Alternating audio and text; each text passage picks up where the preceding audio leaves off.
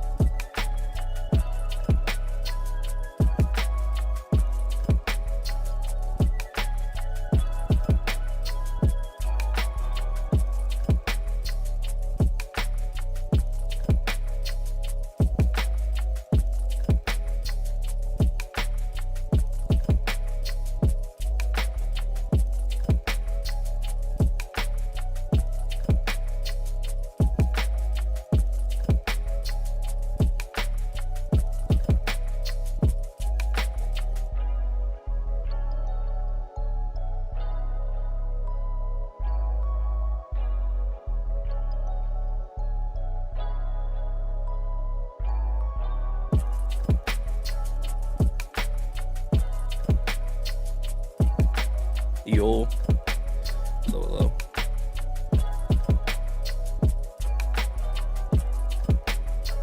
Yeah. Yes, I can.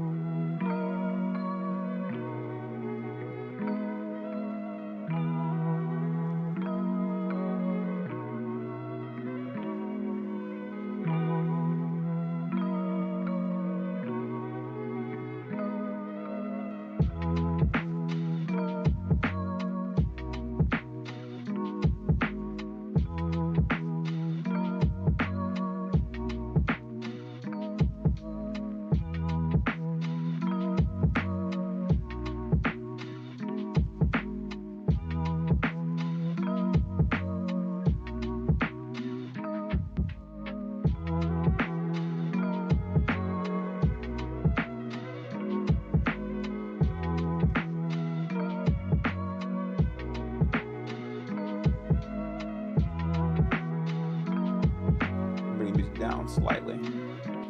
Like right about here.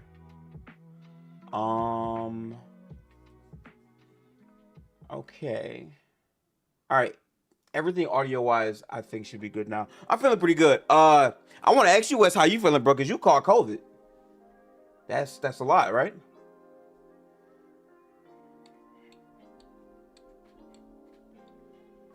So yeah, actually, it was a respiratory infection. My Oh, first so it wasn't test COVID. came back positive, right? So I thought I had Okay. it. Second came back negative, and it was actually a respiratory infection, but it still kicked my tail. So I'm glad that Yeah. all is well. But yeah, I think the recovery process was so seamless due to it being the respiratory infection. So I was down for like 3 days as opposed to potentially a week. Yeah, I that's got actually sick on better than what it was. yeah, my son had it, and that's what it was. Like my son, we hadn't been talk. Well, I typically try not to overshare. And I try not to do the, not that there's any.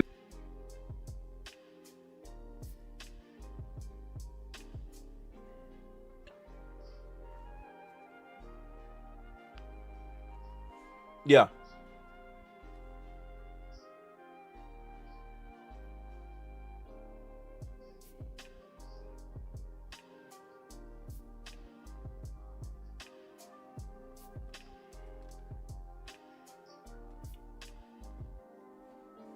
Was a good chat. We'll be starting pretty soon.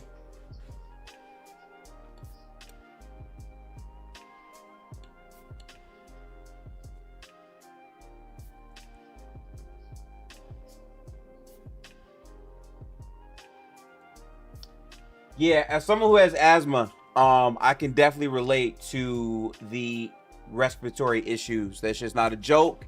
It feels a lot different when you know, like it hurts to breathe, basically. You know what I'm saying? So I get it. I definitely understand. Yeah.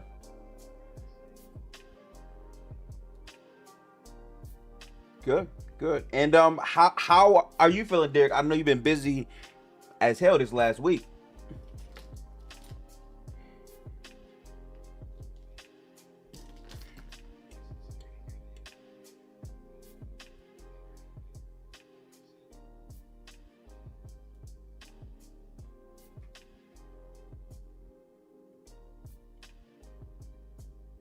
Insane by itself. Man, happy cake day! I did not know that. That's crazy. Thank you. I know. I try to lose count myself. I try to lose count. Nah, it's been cool. It's just, I mean, work's been chaotic. It's like, Yeah, got the first job and then basically immediately go to the next like set of hours. So not a lot of free time, or like, proper prep time. So it's been a little chaotic. Got sick myself for a little bit.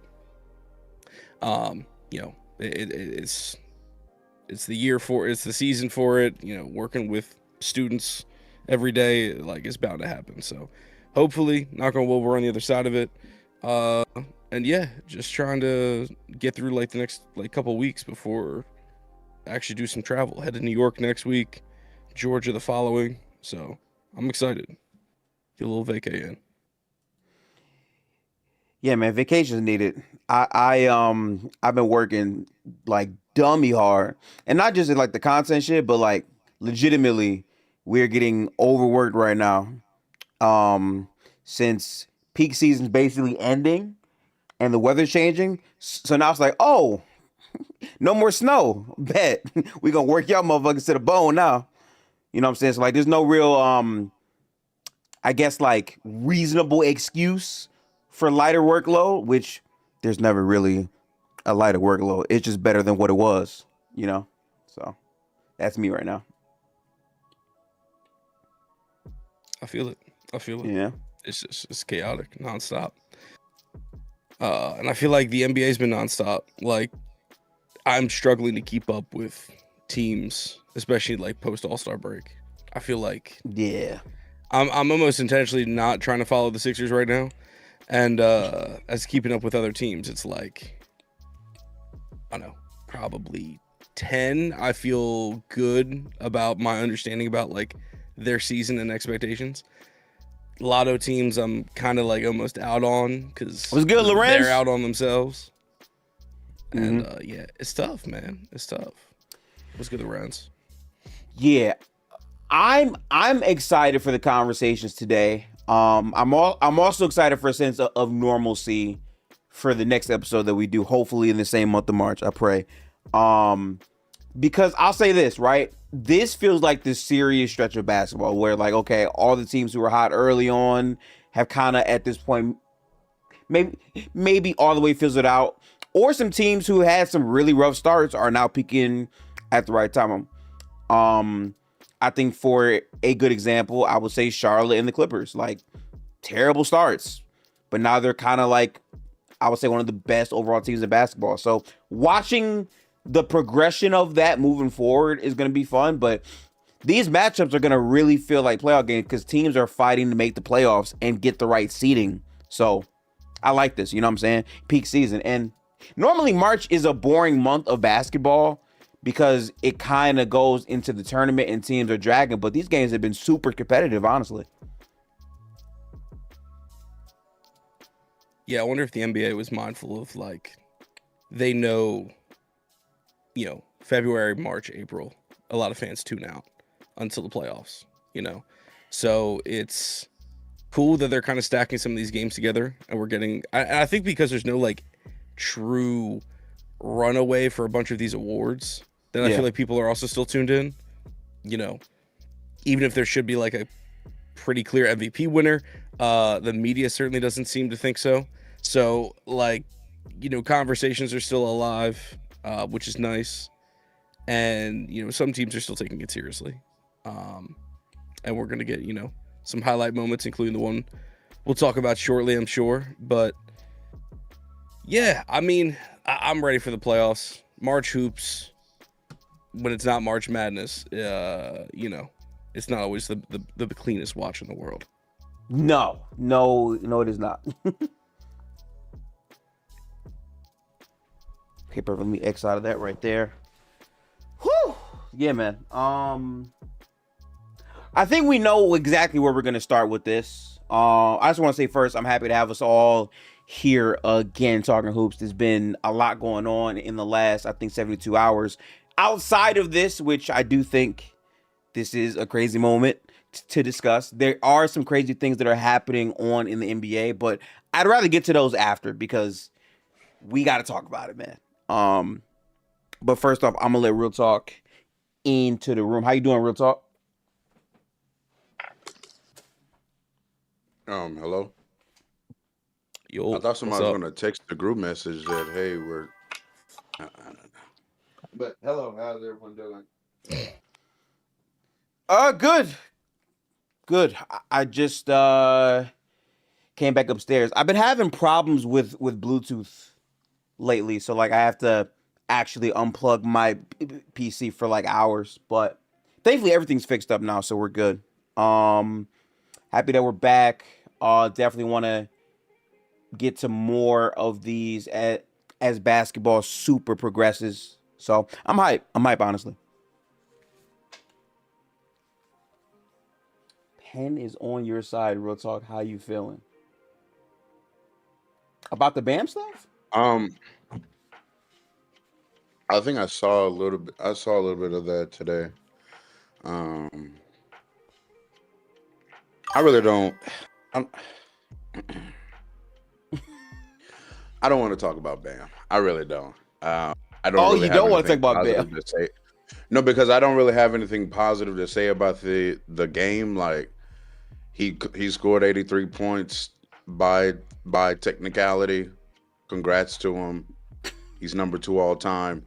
But the gaslighting that's been going on in the NBA community is like, oh man, if you don't like that, you don't like NBA basketball. It's like people have different emotions about how people break records throughout sports. That's the thing. Last year in the NFL season, Myles Garrett broke the sack record in the season. There were people complaining that that doesn't really count because he had an extra game to do it. Before then, Michael Strahan broke the record. People had a problem that his last sack was Brett Favre going down. It didn't even challenge, like, really, it wasn't like a sack because Brett Favre just went to the ground. Like, it happens in sports. It is what it is. It doesn't mean the person that has a problem with it isn't a real NFL fan or isn't a real, like, that shit is dumb. Like, that, I'm good off that, bro. I'm really good off that. He broke the record. He broke what? Not even the record because the record is 100 points. But you know, broke a he record. passed 81. Congrats to him. So Yeah. it is what it is. Okay. I didn't expect the swiftness, but I understand. I haven't really discussed this at a major length outside of a couple group chats. I kind of feel like there's been a lot of people not being honest with themselves from both ends. Yes, the last 4 minutes of that game were not regular hoops. I think we can all acknowledge that. But to me, if a player's in, like, you know, I feel like personally, right? If a player is in that spot to go get something like that, I understand them wanting to go get it. And it just is what it is. I've heard the word ethical pop up a lot. And I got to be honest, that's one of my least favorite basketball terms because people pick and choose when they want to be ethical or when they care overall about ethics. I don't care, me personally. It's similar to, like, okay, if I have, let's say, 48 points and I've never had, like, I'm chasing 50 and we're up. Yeah, I stay in the game. I didn't have to, but I wanted to get 50. So I got 50. Like, that's how I feel. I get that teams fouled on purpose, but that game in itself, I mean, dude, be more mad at the Washington Wizards as a franchise than Bam. That's my take, honestly. Well, it's actually be more mad at Eric Spoelstra than anybody, in my opinion. He's the one that facilitated the way that his team conducted themselves to finish that game. He is the one responsible for that. The teammates did what teammates are supposed to do in that situation. Not mad at the teammates. You're supposed to be trying to miss free throws to, you know, hey, your guys trying to get a record and everything. That's cool. Bam's trying to get a record, you know, I guess. So cool, whatever. The guy that facilitated all of that, in my opinion, is Eric Spoelstra. Number one, by not taking Bam out of the game when they're up 30. Facilitate challenging calls when you're up 45 points with 3 minutes left in the fourth. Like, yes, sir. it's, you know, again, shout out to Bam. Yeah. I didn't get Wes's full thoughts about it. I did hear the audio you put in the group chat. That's definitely a prelude to what you said you were gonna do. So, Wes, you have the floor. How you feeling, Wes? Nah. I'm well, but it's not the same. And good sound, because I don't have any feedback. All right, cool. Excuse, like, if there's a background noise, but yeah. How do I feel about Bam? I think that the night it happened, I was really turned off by it. I think as time has passed, so has any energy I have for it. Like, I'm just apathetic towards it. I don't care, bro. Like, salute, score 83. But I think ultimately where I am with it for real, as it stands today, I just don't care. I'm not moved by the performance to the degree that I was expecting to be moved by somebody eclipsing Kobe. Like, I thought that if that ever happened, I thought it would be like I felt the first time when Kobe did it. It's not the same. And salute to the brother, though, because he was killing the first 3 quarters. Like, absolute clinic. 62 through 3, had put on a great display of just being dominant, being unstoppable. You see, I saw the Michael Beasley clip resurface, and I was like, okay, so this is what Beasley was talking about. Like, everything he said in that clip about Bam being a guard stuck in that big ass body, to quote him directly. And seeing how Bam was operating, how he was moving, he really got whatever he wanted. Like he looked like Bron on different, and not to be sacrilegious, but it really did look like an even bigger version of Bron just being unleashed. But that said, the fourth quarter was distasteful, in some ways. But I get both sides of it. I will say I don't hold anything against Bam. I saw a clip today, actually, that made me say, like, yeah, Bam, he's tough line in this situation to me. His teammates were going to foul, and he was like, no, don't foul. He was trying to call his teammates off from fouling, and they were doing that. And it's clear, like, to Real Talk's point, it was a Spo thing. And, that's the decision they made. Salute. It's still pretty cool to see history, but I just definitely thought it would feel way better than it did when Thought this it would actually feel took historic. place. Yeah. Yeah, that's usually how history should feel. Like, it is what it is. I was muted. Sorry about that. Happy to hear y'all perspective. I want to hear Derek's before I get to my biggest gripe.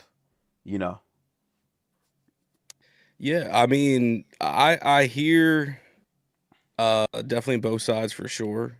I agree with bits of Real Talk and Wes. I think to the point of Wes bringing up what it felt like when Kobe did it. I think very true, completely different in the moment.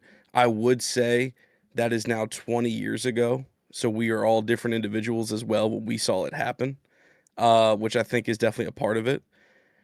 I think to the point, and I think like what resonated with me the most with what Wes just said is like apathetic. And I think there's been way too many apathetic moments in the NBA the last couple of years where even for us, when we watch on, daily basis, near daily basis, multiple teams, multiple fandoms, and there's just so many things we are just not moved by anymore, or it's just so comes and goes so quickly. I think that's just really like difficult for the sport, but also is completely true, completely fair. Because like take away the fourth quarter, pretend Bam doesn't get 83. The game ends at the end of the third quarter.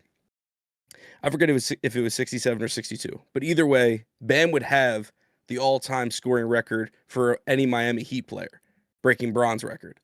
So like even that would have been an accomplishment. That would have been like a headline, a talking point. Bam had 31 in the first quarter, 5 of 8 from 3, crazy efficient, just absolutely dogging this team. That by itself should be the talking point. And unfortunately, the Wizards being so pitiful, Miami being so aggressive and trying to get Bam the record, and it just felt like we were waiting for it to end kind of thing. That's really what soured the night. And to me, it is still history. It's still a crazy accomplishment. Anytime like someone goes north of 60, I think we all have to tune in. But I think it is sad that, and I said to Gift and a few others, I feel like this is not going to be a talking point in a few months. I think we're genuinely just not going to discuss this again for a while until a Kobe conversation arises, unless a Miami Heat playoff run arises, and then people need to talk about Bam. It's like, well, he did drop 83, so the Heat have a chance. Like aside from that and like some hyperbolic stuff, we're just gonna drop it, and we're not gonna like this is just gonna come and go. And I think that's really sad, ultimately, and it's disappointing because I think otherwise it's like a really cool spectacle. But I think that's unfortunately like a good personification of what the NBA kind of is right now.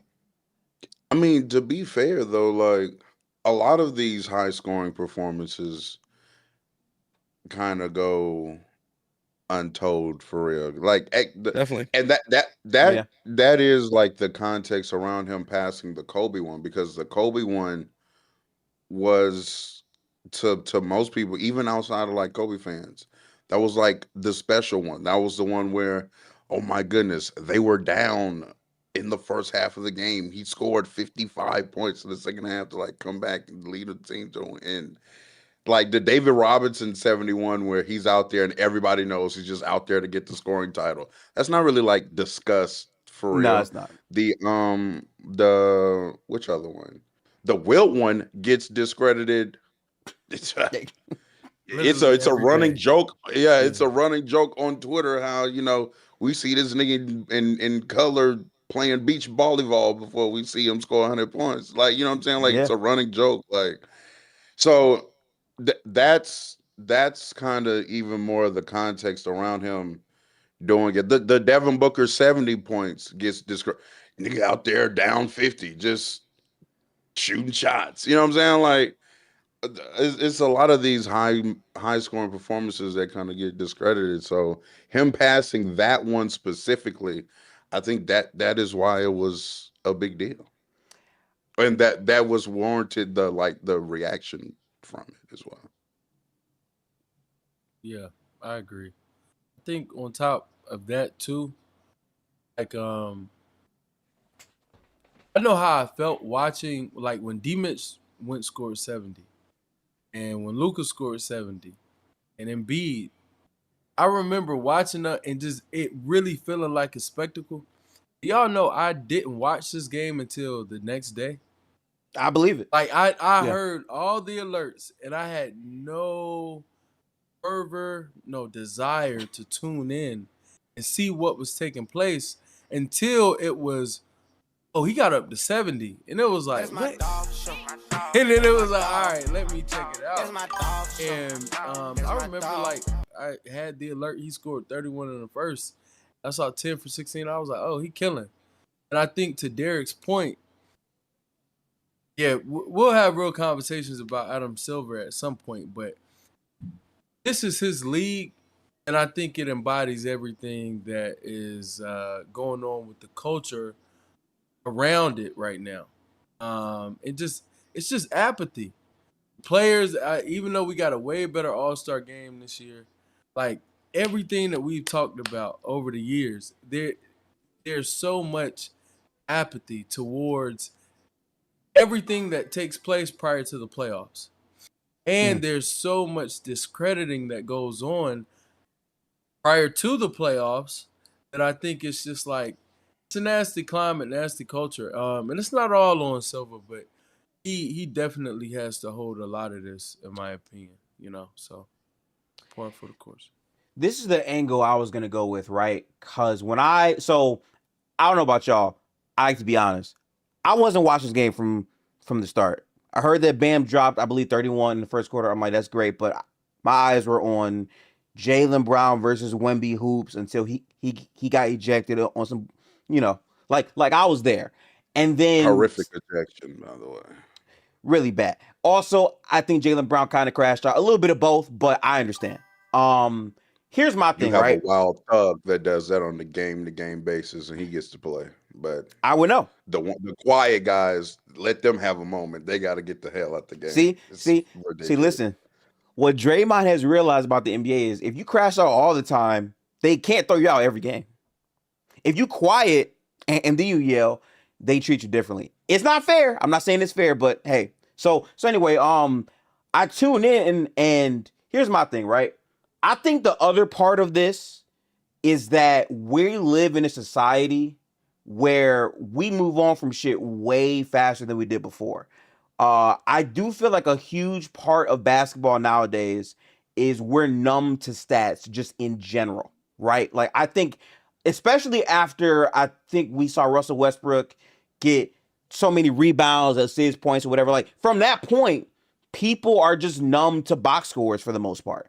And I think the other thing that hurts is Bam is not known to be an offensive player. Bam is not this high star guard game. He's not a Wemby. He's not Joel Embiid. Like he's like I'm a normal big. Like I do this, I do that. Right? He's more known to be I would say defensive piece.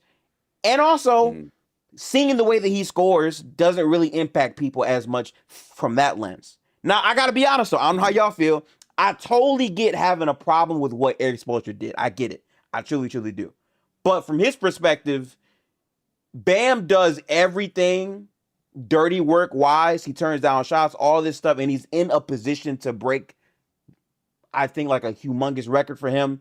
I understand wanting to push that as much as possible. I got to be honest. If I was Spoelstra, I might have did the same nasty shit that he did because Bam's not ever getting back here again. Like, That's not gonna happen to him again. So it's really tough to like navigate both of those things. But at the same time, watching back that game, and again, I'm gonna do a full stream, actually breaking down the fouls too. But legitimately, the Wizards did them no favors. The amount of dumbass fouls, the fake triple teams, like they were in the mud on both ends. I'm sorry. If you're gonna foul my teammate to make sure I can't score, they're gonna all like it just became all about the record. And I think that did take away from the greatness of the performance 100%. But Bam legit scored 70 points ethically, as people would say. You know, so like, I don't care. Like, he dropped it. I will respect him going for it because as a Golden State fan, seeing Steve Kerr pull the plug on Steph multiple times when he maybe could have did something, I'm like, you know what? I don't want other stars. I want stars to go chase the greatness every time. So I was in support of him not pulling Bam. The foul shit, I get it, but I'm one of the people that I saw Devin Booker. They did the same shit, and I wasn't mad at Booker. Like, nah, go get that. So I feel iffy, but also it's so much going on. We're not gonna really talk about this that much. But the Kobe stands gotta relax. It was some nasty shit all night long. So I don't know. It's a weird place I'm in right now. Yeah. I see that. I see To your stat point though, like, you know, it was real funny watching people like take issue with how Carson approached interacting with the Bam game, when in all actuality, that is now how everybody has approached discussing basketball now. So it's just like, really, as somebody who has been saying, hey guys, I'm not finna just be saying so and so's better because one is +8 relative and the other one is +3. Right. I've been pushing back at that for years now. And one of the head honchos, in my opinion, in that kind of discourse, who people have been agreeing with for some time now, all of a sudden they understand, hey, maybe we shouldn't pull out a calculator every time to discuss basketball players. I don't know.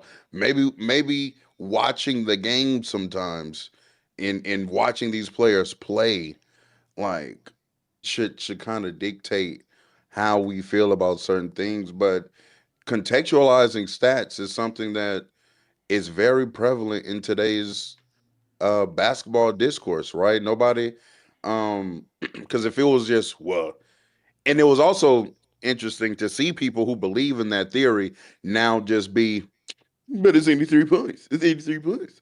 Right. But to discredit Will Chamberlain averaging 50 points per season, you'll break it down to per 75. Mm-hmm. Mm-hmm. Right. You know what I'm saying? So it's like, it was a whole bunch of um interesting flipping of basketball theory in real time, is what I was saying on the timeline. But, you know, again, he broke the record. But I do think that's like, that's the day that we're in. That's the time that we're in. People use stats. We're probably gonna stat it up today, during the show. Then it is what it is. Yeah, I mean, the real time thing is, I think, the greater concern, because you're right. Like, we can dissect Wilt's 50 for a season. We can dissect the 100-point game. We can, like, any other score. The thing is, like, you know, at least there's some time between us. In Wilt's case, Yeah, several bro. decades. The fact, like, Mhm. in real time, we're saying Bam's not impressive. Like, this isn't impressive. Mhm. That's what's so disheartening. And it's like that now. I'm like, now I feel compelled to fight back, because it's like, Mhm. this is still an impressive basketball moment. This is the highest level of the goddamn sport, and we cannot take pleasure in 83 points in the moment. Like, you can hate on it in 48 hours, or, like, you know, be like, okay, it wasn't that cool, or so and so's was more impressive. There's been better scores. All that, like, it can't wait 2 seconds. Minutes And after, I think bro. that's what's so sad. Mhm. Like, like you mentioned, Westbrook gifted, like, him breaking a record that NBA analysts, professionals, savants, fans all expected Oscars record to like never be touched for decades, never be touched. It gets broken. It has its moment, but then Russ goes and does it again, and now it's like nothing's impressive Yeah, anymore. nobody cared. Yeah, Nobody Like, and cared it's the second time around. Nobody and gave a fuck. it's like records are meant to be broken, yes, but like the fact that I don't think no one today like just general fandom feels like nothing's impressive to people anymore, because we get over it so quick. Only to people that they like, because now all of a sudden Mhm. Nikola Jokic averaging a triple double, that matters again. Right. I mean, it's impressive now that See, I will push he's back to doing that it. a little bit because Okay. even with Jokic, and I only say that in that I think that there should have been a much bigger deal about like Jokic averaging a triple double, first center ever, third player ever, and to do it at the level that he did it at, like so efficiently, etc. And it was like, I mean, yeah, cool. He played really, really well. Great player. We all know he's great, but it seemed like it came and it went, and it seems as though like he's doing it again. And now I'm seeing it start to pick up some steam. Oh, his triple doubles are becoming like Westbrook's, and that's it's just it's aging, yeah. mind boggling. Like, Yeah. and to even try to slight to you all's point, Russ in that manner when like okay, Russ won 75% of his games when he averaged a triple double. That's what I'd be pointing out. Or, Yeah. recorded a triple double. I want to say Mhm. average. So Jokic is I think 77 or 78%. Yeah.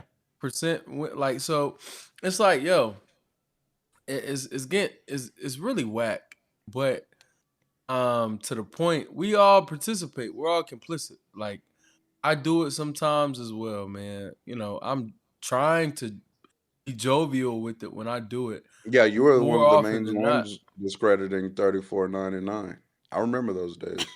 I didn't discredit it. You told me it was better than Jokic's season, and the only part of it that I was like, was the scoring, because you were like, I think Luca was better on the scoring tip, and I was just like, nah, I don't really feel that way due to field goal attempts.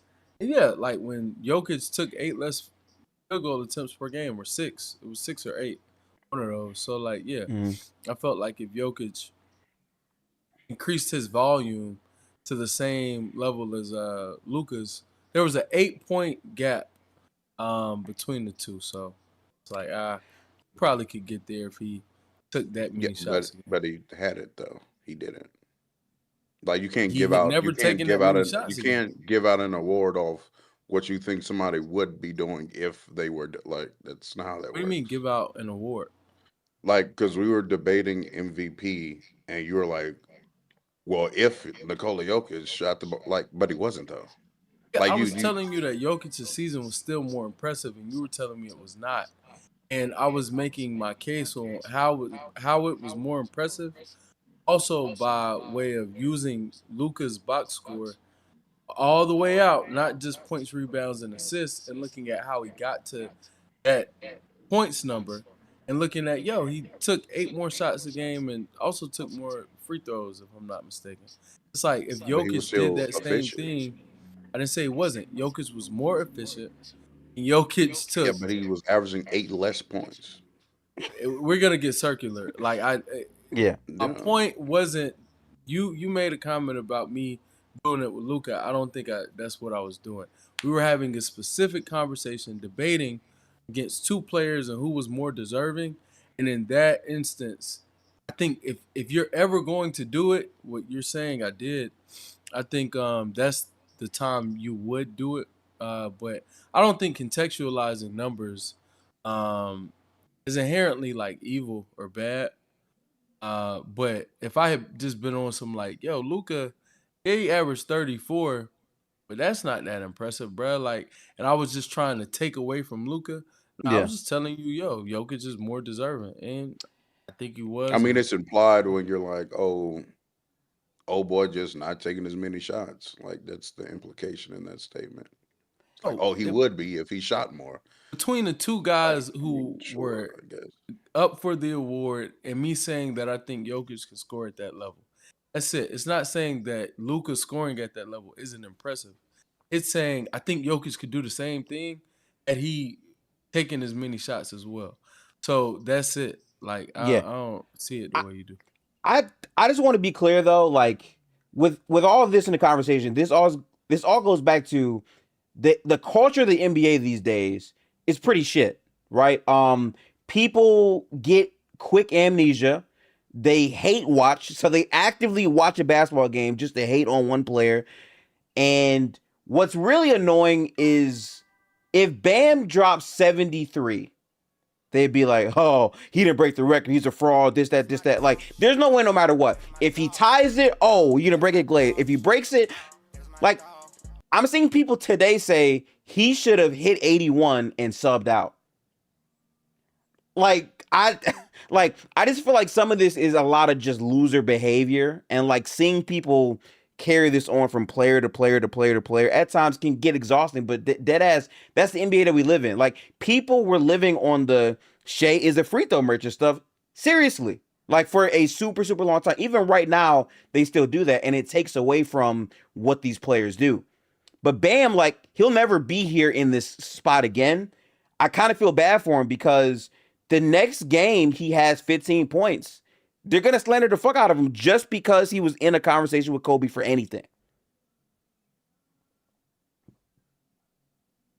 Par for the course. But I hate when we do that around basketball, because I don't feel like it's just basketball. I just feel like that's sports now, Yeah. especially American sports. The NFL has the same type of discourse. If you're tapped into it, it's everybody has an opinion and everybody has a platform now. So you're gonna hear everybody's opinion and everybody's platform. The only difference that's the difference now. We used to just have access and hear from people on TV. Now you don't have to be on TV to have an opinion and for other people to listen to you. So now it's just like barbershop convos are now available All the time. 24/7. It's just is what it is. I think another thing to like kind of pivot us into this like continued stats / opinion conversation. I saw a take recently. Kenny Atkinson called Derek White a top 5 NBA player, citing advanced statistics. I think like 99th percentile as a defender, and some other stuff. Missoula, upon hearing that, said, so you guys referring yes, to like Adam. media and fans I'm gonna don't in, have Adam. access to a lot of those advanced statistics. And, Derek White's not commercialized, and that's why he's not in these conversations. Regardless of claiming that D. White's a top 5 player, it's funny because it's like, it's not really true. As fans, we have pretty great access to the stats. And I think, to Real Talk's point, like a big reason why the culture has shifted, not just access of opinion, but people can pull up a stat, can write a few paragraphs on Twitter or any platform and feel like they have a validated opinion on the sport because it's like, look, I've got evidence to support, which by itself or on its face, like, isn't a bad thing. But when you have millions of people that all do the exact same thing and may or may not actually watch the sport itself, that's when it gets like muddied waters. But like, what do you guys think of like a situation like that where you have Derek White, who's clearly not a type A star, number 1 option, but the statistics and play and value his impact so much? Clearly a player that I think we can unanimously agree we'd all love on our individual teams. Yeah. Like, what do we make of like a player that the data says everyone should love and want? I'm so happy that you said this because I've been having a 2 or 3 week group chat debate about this shit repeatedly, because there's a faction of people that believe that Derek White is the most impactful player in Boston and that the team would be similar, if not better, without Jaylen Brown, because, to your point, the on-off metrics really favor Derek White, and Jaylen Brown often it does not favor. So then it's like, are we going to trust the on-off numbers, the minute splits, or like, are we just going to see it? And like, it also goes back to what you view value to be, right? do you want a guy who has a higher end ceiling, or do you want a guy who can fit and play, I would say, multiple different roles? Like, I feel like contextualizing the numbers and trying to basically translate that into what your basketball take is more important than ever, because people really get off a lot of bullshit just off reading things they don't really understand these days. I think people have started to very much so forget that is the purpose of a role player. Like, it's to bring value to another superstar or a star player and facilitate winning, because you all really don't have to do like the superstar stuff to begin with. Although Derek White does do like some scoring and some ball handling and stuff like that. But I think like this started with, oh, Rudy Gobert is a better basketball player than Donovan. No, he's not. No, he's not. He may be more impactful, sure. And I've been trying to say this for years as well. Just being more impactful doesn't mean you're a better basketball player. I just inherently disagree with that. Draymond Green's better than Carmelo. No, he's not. No, he's not. No, he's not. He's a good role player. He's an impactful role player. But I promise you, if there's no Steph Curry, you see what the fuck Draymond looks like. When there's no superstar on the court, you see what these players look like. Rudy Gobert can't catch consistently. I'm not finna sit here and say he's a better basketball player than Donovan Mitchell. That's dumb. Like, I get it. He's very valuable. Yes, his role is very valuable. You know what I'm saying? I'm not discrediting his value and impact. But see, this is where the disconnect now is between, I'm gonna just go ahead and people who played and people who just talk the sport a lot of the times. There are most people who have played don't have these silly arguments about, oh, Draymond's better than Carmelo. Like, no, he's not. And he's not. He's not. But the pushback I would have to give you, though. But Rudy Gobert's plus 15. I got it. I know the net rating. I know. He's not a better basketball player. I'm sorry. So like, I do feel that, but the double-edged sword of that is how many times have we seen players say the most objectively stupid shit you could say in basketball? Like, That's sure, true.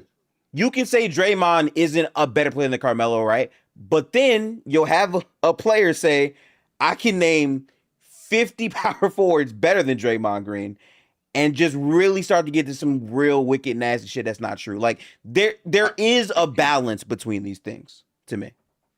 I know, but again, here's the thing with that. I agreed with like 32 of them. Hey, I think I agree with way more names than others want to accept. Like, Elton Brand is a better basketball player than Draymond Green. Most people, a lot of people in today's basketball discourse will not agree with that. See, look at Wes. Look, yeah, that's where you lose. Here's LaMarcus Aldridge is better than Draymond. I think LaMarcus Aldridge was better than Elton, though. Like, those are two. I agree with that as well. Tiers, yeah. I think that when you are a player that is more skilled and can do more with the ball in your hands in terms of like getting a bucket, but your overall impact, because there's got to be a healthy balance. We get, it's all about blending it. And I appreciate the subs, y'all. Thank you. I'm gonna be reading y'all out too. Thanks. Regardless of how much we knew it to be one way growing up, when you go to your local gym or go to the park, mono versus a mono, like, can I just be better than you as a man? Those things in the NBA kind of fall by the wayside. And when you're playing organized basketball, it does really become a game. And when it's a game outside of just my skill set versus yours, and it becomes, okay, how do you blend in with what we strategize to do? How many different ways can I put you in a position to help us win a game versus this other guy? Like, I can do so many different things with Draymond that are positives that'll help us win. and help us reach our desired goal, compared to an Elton Brand where it's like you lack in so many other areas that me personally, I can't say he's better than Draymond, especially like when the best version of Draymond in 2016 is like Elton Brand's not seeing that basketball player, bro. Like, so I see both sides though, because I'm with you on Carmelo.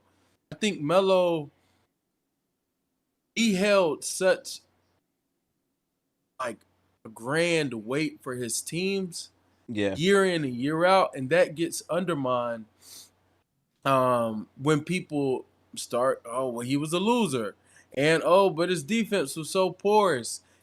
Everything he gave you offensively, he bled on the other end sometimes, etc. And then when people only look at one iteration of a guy's career and let that define them, i.e., a lot of people with Russ, i.e., a lot of people with Melo when they talk about his Knicks tenure, etc. Those things are bad for the game, and I'm a real talk there. Like, but they're never gonna go anywhere. Like that's par for the course. You take the good with the bad, and the same way there are dumbass former players who say a bunch of bad things and give a lot of insight that just lacks context. It's niggas who have every stat sheet in front of them, Yes. every metric, and are stupid as you know what. Like it goes both ways. It's people who swear by LeBron and LeBron, D LeBron, offensive rap. RAPM. Yeah. Yeah. I was just about to say that. Offensive rap, defensive rap, box score plus minus, et cetera, and they literally cannot evaluate talent. They don't know what's good about a player and will rely on some of these metrics to tell them who's better and who's worse. And they end up wrong a lot of times too. So, it is what it is. I think, Wes, like you mentioning how the game has changed, the mano a mano factor that we all kind of grew up with, either playing basketball ourselves or watching it, that changing. I think that's also, infected the fandom a little bit because now we see basketball teams as systems and everyone's a cog in the machine. So even if you're a 1A scorer, it's about how efficient you are, how are you creating. Not like this ain't Steph 8. Like gravity helps Steph in the sense of we can define Steph's impact even though he might not be a positive defender because he is helping everyone else, which is still factually true, but it's kind of covering up for some of the other stuff, and he is a system. Draymond, again, like a thing that is helping him, and he did have like good offensive seasons. It's not like Draymond was Ben Wallace or Rudy Gobert, which is like a discussion where you're just so abysmal on one end, it's so tough to like kind of cover that up. Being a cog in the machine, younger fans today and media to in certain facets, especially like non-player related media, see that as just the win. It's like, okay, this is translating to winning. You are good in the machine. This is good. Players do not think that way because players have to think for themselves and think, I need to be successful. I need to be the most talented player. That's why, who was it who had the take? Like Kenyon Martin, I think is who you're alluding to about like, just said Draymond was like what, bottom 60 or something power forwards. And it's like you are, in a lot of ways, he's naming players that individually were more successful or individually more talented. And it's like, to some degree, I see what he's saying from a player perspective, yes. In the context of the team situation, probably not. Like Elton Brand being, 24 a game, 10 boards, but not moving the ball, not playing defense, not communicating well enough. Modern fans aren't going to respect that. But the talent and individual success that Elton players love that. How many players would sell their careers for an Elton Brand type career? Because so many NBA players don't have That's that. a great point. That's a great point. So it's like it's a balance, and the stat sheet calculator nerds will not respect that point, but then the pros, through various ways like failures to communicate, why they cannot contextualize team success or organizational success. They're not going to put that over getting my bag and, buying a house for their parents. You know what I mean? So that's where I feel like we just have such a wall. And I don't know how it's going to get better. to further your point, Derek, and I've said this before. Um, the best player on the team is usually the best offensive player. And usually also in high school or AAU or whatever, that best player, right? If the other team's guy gets it going, the best player on your team then picks up that player as well on defensively. I'm responding to people like in the chat. I'm like, "But what about defense?" What But about I've used yeah? this example before. It's like basketball when you and Derek knows this because he's you coach and stuff, right? When you start playing basketball, the objective of being the best player on the team is being the best offensive player. As far as the best individual player, it's being the best offensive player. And then everybody else. So when you make a team, that the first, like the tryout and the first practices, Derek, is figuring out, okay, who's that player? And then once we identify that player, now that we know this guy is the best or this girl is the best, now everybody else needs to find their role to facilitate winning. But defining the best player is usually the best offensive player. So this works at every level of basketball. When people are like, but what about defense? I'm not saying that defense isn't important when discussing individual players, but what I'm saying is look at the guys that are in the NBA, right?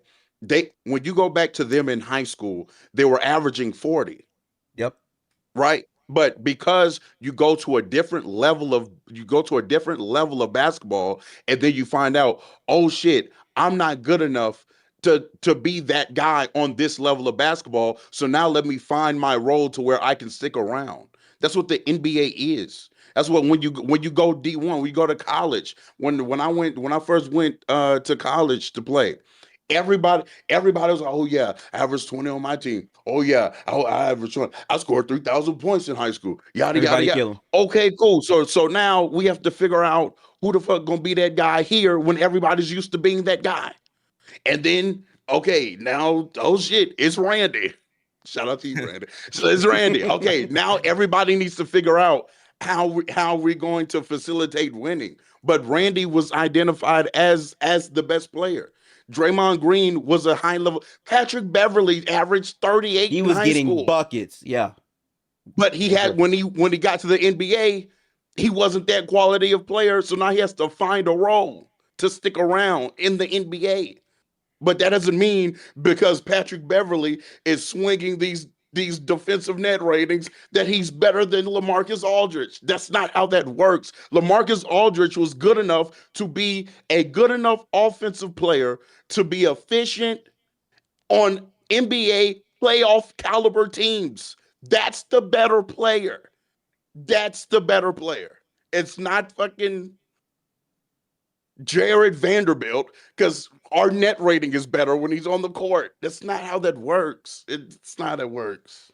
I do want to say real quick because I like real talk made me think of like a legit story. I remember this too vividly in Okay. like early on building a team when I was coaching freshman basketball, and we had like a really good team. We finished third in our entire conference. Like it was stacked, but it would crack me up night and day between who people like fans, like people that watch the game, other coaches would think my best player was versus who I thought my best player was. My best offensive player was someone who wanted to be a role player. I wanted him to be like, look, I'm going to try and give you on ball duties. You're not a point guard. You're going to be quote unquote point forward, but you're like third best ball handler, but you're also my best athlete and you're the best driver. Like your skill set right now, it's going to benefit if you do this. But he wanted to, I kid you not, play power forward. He wanted to be a wing. He wanted to hang around the paint and get like putbacks and then occasionally ISO. But he didn't want the responsibility because he didn't want to handle the pressure, is basically what it boiled down to.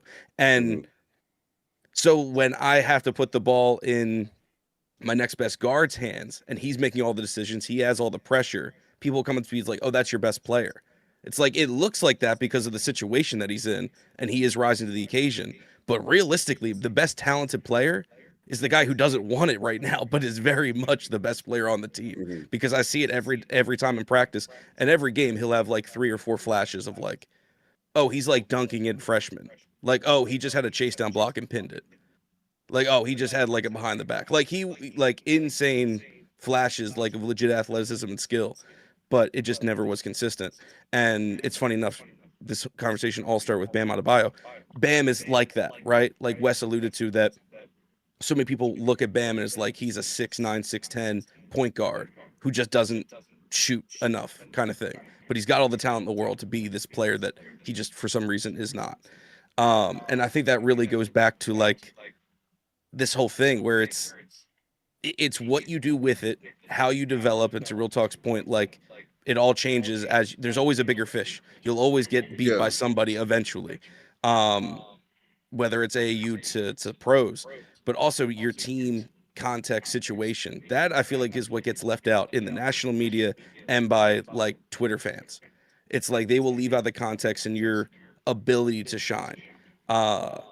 Which it's like it happens everywhere. And it's just I don't know how we work that further into the dialogue, because I feel that makes or breaks everything how we look at the game.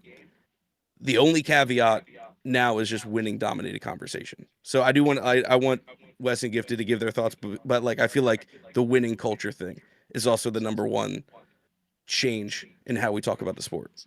I mean, winning culture has a good argument to be one of the biggest things that has ruined discourse, because it's like, okay, so because he won all the time, he's better than all these players. Like, it's not always the same with that, right? And I think the offense point to me is a strong point, because the best of the best normally throughout any era of basketball are gonna be the best offensive players. And that's why for me, the narratives of, okay, this guy, he can play offense and defense, so he's the best. Like, I think it really ranges on how good is he offensively. And defense matters. I don't want to like say it doesn't. It really, really does. It truly, truly does, I feel like. But I feel like the levels of how good you are on both ends varies as you go up and up and up. And then once you reach this level, this is the best of all the best. And then it's like, okay, what sets you apart from other people? What makes you better than this player? Okay, sure. You average, I don't know, maybe 21 points, right? This guy, he gets up maybe 5 or 6 more shots, averages way more than you. Cool. But offensively, you have more counters to deal with overall pressures. You know how to like play make and create different types of advantages to help your team win, right? Like, most people view it as your impact towards your team winning a championship and how you can actually justify that. And that is very diverse. A lot of people have different role overall systems in terms of how they view it. And that's what leads to things becoming absolutely murky. I just don't think it should ever reach a point where we're looking at a box score and saying, okay, well, this player leads in so and so and so and so and so and so and so and so. So because of just that, he's better. I don't need any more context. I don't need to see any more film. Like, I'm sorry, seeing a player like Jokic, and this is no shade. I'm Jokic FC, this is no shade. But seeing him time after time rank high in defensive metrics, knowing when I watch him, it's not that. But he's very good. He has really good hands. He can be really serviceable in spots. He's had some years where, okay, he was a solid enough defender. But seeing people say, well, no, he's still number one in this, so it don't matter. That context really messes up discourse, in my opinion, Derek.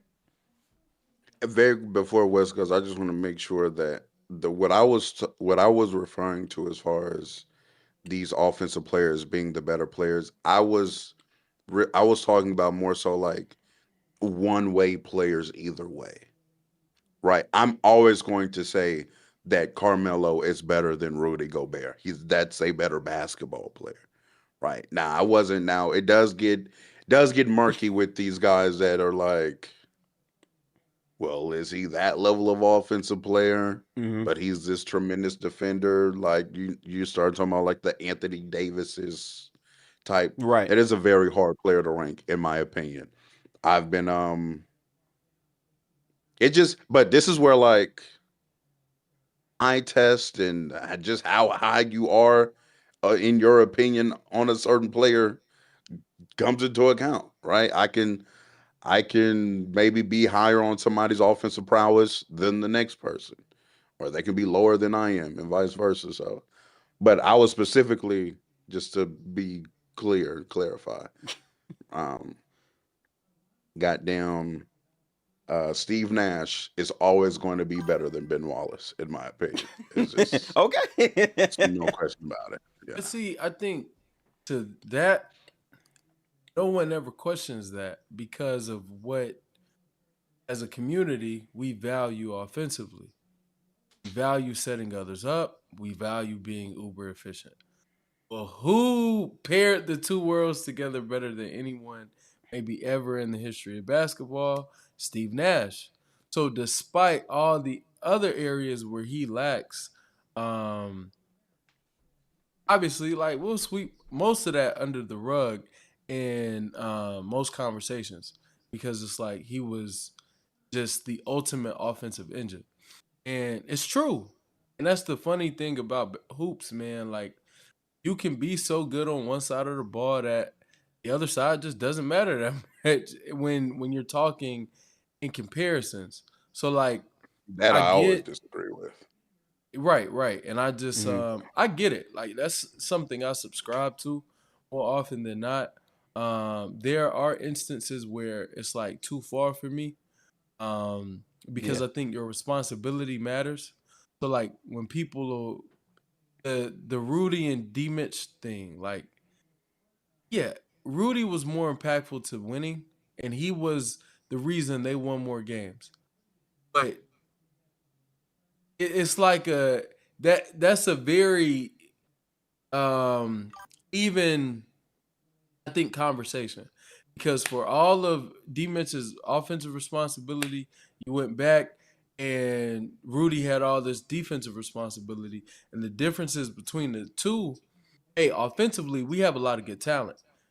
Our weakest link is our center, but we have so many other people who can make up for him being weak on offense. On defense, it wasn't the same. He was that It link was flipped. that was making up for everybody defensively. So I get it, and it's just about how you assess and view the game. But in terms of the ability to play the game, to play the sport, D Mitch embarrasses Rudy Gobert. And that's something I will never ever move off of. And that's where like playing and being an athlete, even though like I didn't play collegiate basketball, collegiate baseball player here, but I get it. I definitely get it. Being an athlete and feeling like no, it takes a certain level of skill to even get that nod, and I'm not gonna give it to someone who can barely finish a layup. I'm not gonna give it to someone who, when people do throw him a lob, he can't finish the dunk all the time. But I see both sides. As for Derek White, quickly before we Yeah. move into the next topic, um, really, really, really, really, really great role player, and I wish people Hall of Fame role would player, damn allow near. him to be that, like, and he borderline all star. I think he's gotten that good per se, right? But like yeah, no, he's not a top 5 player, and it's insulting to the top 5 players, and that's kind of where I get upset. Don't tell me because if he's top 5, somebody isn't. So who isn't? Luca, Kawhi, Wemby, Shai, Jokic. Which one of those players this year isn't top 5 for Derek White? Right. And it's things like that where it's like, nah, you could take every stat you have ever compiled and shove them. Like that's just where we have to end. I'm gonna cut on the light quickly. I see a fade. I'm not fancy with the ring light. I don't really do this. I'm gonna get right for y'all. I'm gonna get right for y'all. I A think certain a player in good Milwaukee that you left off your list, man. Only because he's been hurt. Only because he's been Nah, hurt. I- Yeah. true. I was True. thinking this year. Nah, D White better. D So- White better. Taking He Derek better, White to we know 6. I actually have a pretty interesting pivot point, and I think the answer is going to be pretty unanimous. But I really feel like basketball, especially when it comes down to like saying who a better player is, comes down to varying degrees of how good or bad a player is offensively and defensively, and then what you think it looks like on the court, right? And how that impact translates. Which takes me to my next question. Like, okay, for instance, a player like Jokic compared to a young up-and-coming player like Wemby. Like, who's going to be the better player next year, or maybe even these past 2 weeks, because there has been a thing where ever since he came back, they haven't really been the same level of team, but we know how good of a player Jokic is, right? Like, how that looks on the court, actually. I mean, shoot, I don't know. Like it's funny. I was still wracking my head around like the D-Mitch and Rudy comps, because I think like that one's fun to me because I think that's literally gears versus the belt, or like gears versus the chain. Like, to me, D-Mitch is the chain of a bicycle. If you want to make it far and make it up the mountain, you need the belt. But if you're just trying to get through something, gears sometimes are fine. You know, like the chain breaks, I can make it home. I might not make it up the hill to work, but I can make it home. Right. So, I feel like that's the comp I give. I mean, the Wemby and Jokic thing is just like, it's such an interesting thing because I think it's just Jokic has laid out this map of offensive dynamo, potentially the best offensive player, period, at least an argument, which having Wemby try to live up to anything like that is just such an uphill battle. But I think the bigger thing is like Jokic is also just the engine, where it's like his offense is going to be good enough to keep Denver competitive.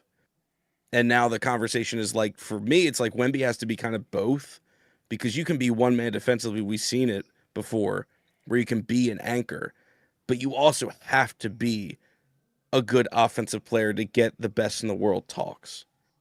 And I think he can do it. I just don't know how quickly he can to catch up and like, catch Jokic, I guess, is what I'm trying to say. Because I feel like it's not going to happen until Jokic is exiting his prime. I don't think, like, if Jokic has 3 more years of, like, this level, or at least around this, I don't know that Wemby catches him. I think it's going to be on the decline, where it's like, I think a lot of people just want it to happen, like, right away. And I don't know. I don't see it. I disagree with that. I think as soon as next year that Wemby can be better than Jokic. Can be and will be. Like, that's what I agree on. Can. Mhm. Are you saying will be?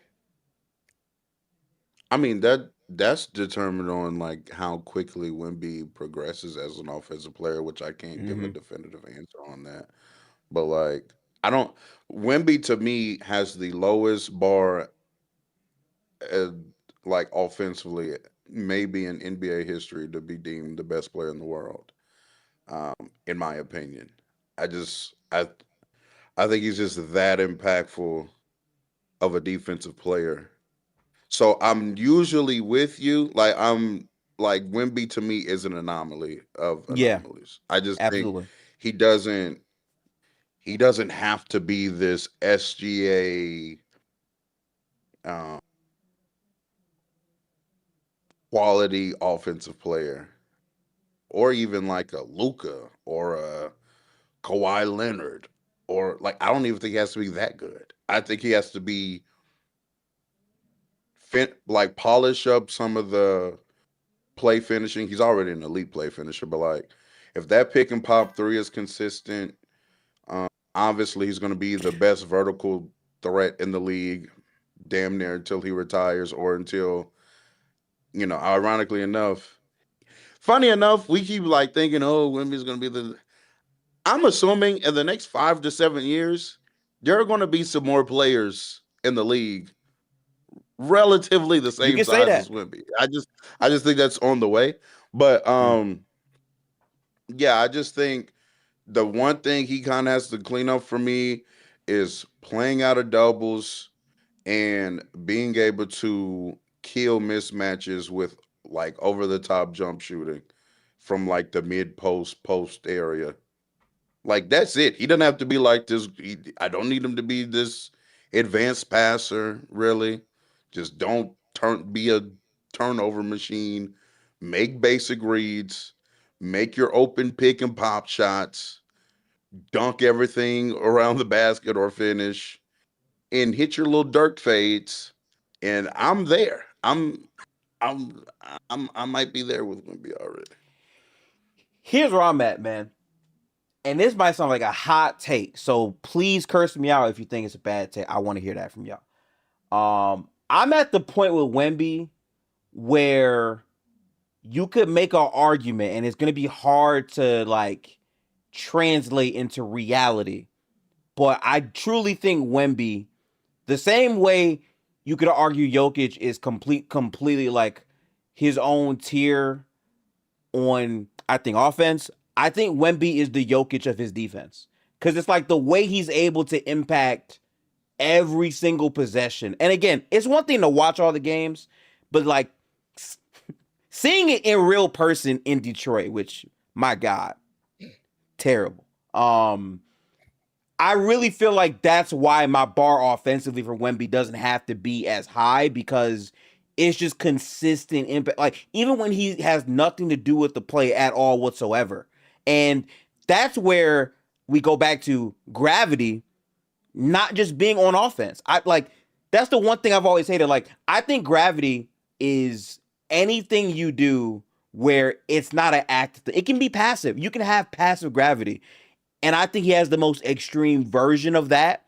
I think the one thing that's left is the offensive consistency in terms of, exactly what RT said, just attacking those mismatches and knowing what you want to get to consistently. If he looks anything like he did versus Boston, where, okay, this shot is here, I'm going to take it, but also I'm going to swarm you completely defensively, that floor doesn't have to be as high as maybe Jokic is on a night, I think, tonight, because on the other end, I think Jokic has looked even worse, I think, this year defensively. Yeah, I mean, I think I don't think that's an insane take. I don't think we're going to push back too hard on that. That you could say Wemby's defense is at least relative to Jokic's offense. I mean, my fault, Newski, my fault. I think for me, when I'm looking at these, the typical top 5 players, I was good. Whatever order: Shai, Giannis, Jokic, and then like Luca's, like these players that what they have in common that Wemby doesn't have yet, and they could change, but doesn't have yet, is they are the decision makers offensively to end. Wemby's game is still in many ways reliant, might be too strong a word, but reliant on the guard play, on the offensive helpers to put him into positions of success offensively. Fully agree defensively. I mean, you can't really build a better defender.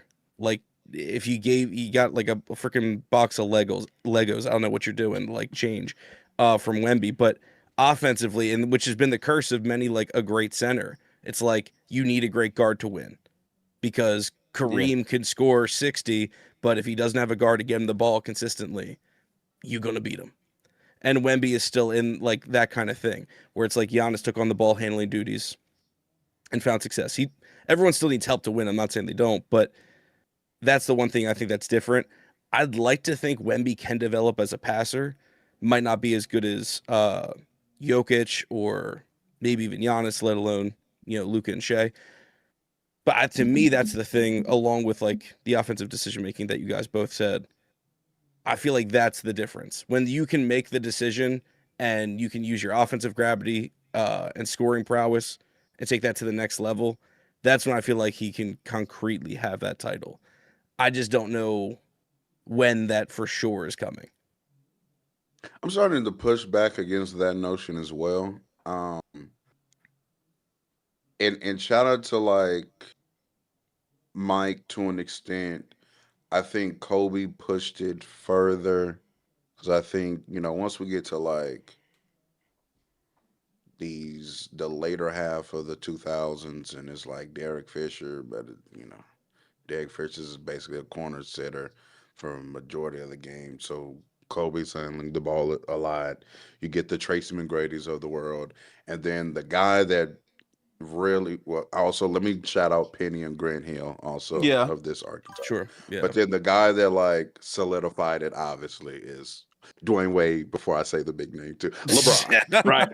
LeBron James is the guy that like kind of got us to this point where it's like, oh well, he's the play initiator and the play finisher, or playmaker and the Right. scorer, and it's like, yeah, I would love for my best player to be able to do that, but I'm not going to make that a requirement of Victor Wembanyama to be the best. Like, I'm not like, to me, I'm starting to think again like a real two guard, like a two that just dominates by outstanding, phenomenal scoring of the ball and guards. Maybe isn't the greatest playmaker in the world, but like that player can still have an argument over somebody that like initiates offense and stuff like that. Like i.e. like Kawhi Leonard this year has been absolutely incredible. That's also why I've been like very high on Ant this year. Mhm. Because when I'm watching them play, it's like, sure, they don't make skip passes. Like, and I would love if they did. Believe me, I would. But it's like they're still impacting the game at such a ridiculous level offensively. Like, I, I don't know. If Wemby is a dominant big and he's just that, I still think he can qualify to be better than Nikola Jokic. Because even like you brought it up, even the Nikola Jokic, who we all would say is the greatest offensive, like he still needed Jamal Murray. And not only needed Jamal Murray, Jamal Murray had to play at an insanely high level to win the championship. Jamal Murray this year has been very, very good. Really good. Giannis could do it. Chris Middleton still needed to perform at a very high level to win a championship. So, like, if even the qualification I'm not for mad at that, these Tank. greater offensive centers is we still need a perimeter player to take on a lot of over the top late game shot making and passing and ball handling responsibility. It's like, yeah, if Wemby doesn't do that, if he's not as good as a passer as Jokic, but he's like doing quintessential big man things way better than Nikola Jokic, like protecting the rim. Yeah. I can still very much so get a pathway to him being better than Jokic by next season. B- b- Absolutely. Before Wes jumps in, I'll say I agree on like everyone still needs the help. That's not going to go away.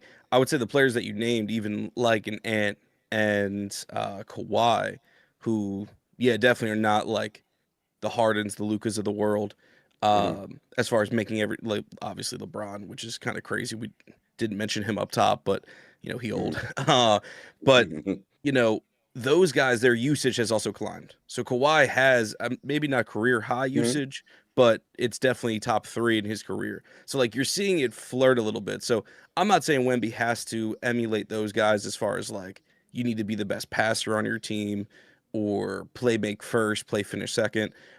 I just think the best players, there is a pretty considerable correlation of biggest decision maker has to be best player and then getting over the hump and winning it all. It's like you kind of need that. I think we're trending in that way. How you build your team and then obviously the luck that follows to win it all, like that to me is the difference maker and why I think like the Spurs like this year it's not I don't think they win it all obviously. Or maybe not obviously. They've been going crazy, but I still think that they're going to, have the youth problems in the playoffs. But I Mhm. feel like that's what's going to be the separator. Um and maybe a guy like Ant or someone else that like finds more success before Wemby. But once he puts that all together and then again when he wins, like when you win, that's when you get anointed, right? Like Giannis Mhm. Always. topped everybody firmly when he got his championship. Jokic was firmly the best when he got the win. Shea, you know, maybe stole it like after like the game winner this season. Show me But a Wemby's lot of 83 people is would say funny. Shai was the best coming into this year, and it definitely helped because he won. So it's like that. I think is the final piece. It's like, okay, if he can get that, Wemby can for sure have like #1 title. And I want to be clear before we go to West. Like, Derek, I'm usually like 90% with you. But again, I just feel like Wemby is such a one-of-one player. For So sure I he is. don't think there's really like too much of a precedent besides like damn near Bill Russell to rank this caliber of Yeah. defensive player in the league. Sure. Yeah. I think I err on the side, obviously, caution. So I'm gonna take some baby steps to get to Wemby being better than Jokic. But I think I will say this: if Jokic is the version of himself that he's been since coming back from injury, yeah, I agree it can happen by next year. Because I don't think this is the version of Jokic that is best player in the world. I think the pre-injury Jokic, who was by far and away having his best season ever, and think about that, like to be as great as he's been, and to like by far and away just be blowing out because he had the volume and the efficiency and was still averaging the triple double. Like he had solved offense, shooting threes at a 44% clip or something like that, or 42 prior to going down with the knee. So yeah, that version of Jokic, Wemby's not touching him for, I'd say, a few years, more than likely. But again, who knows if Jokic will be that version again? It may have ended.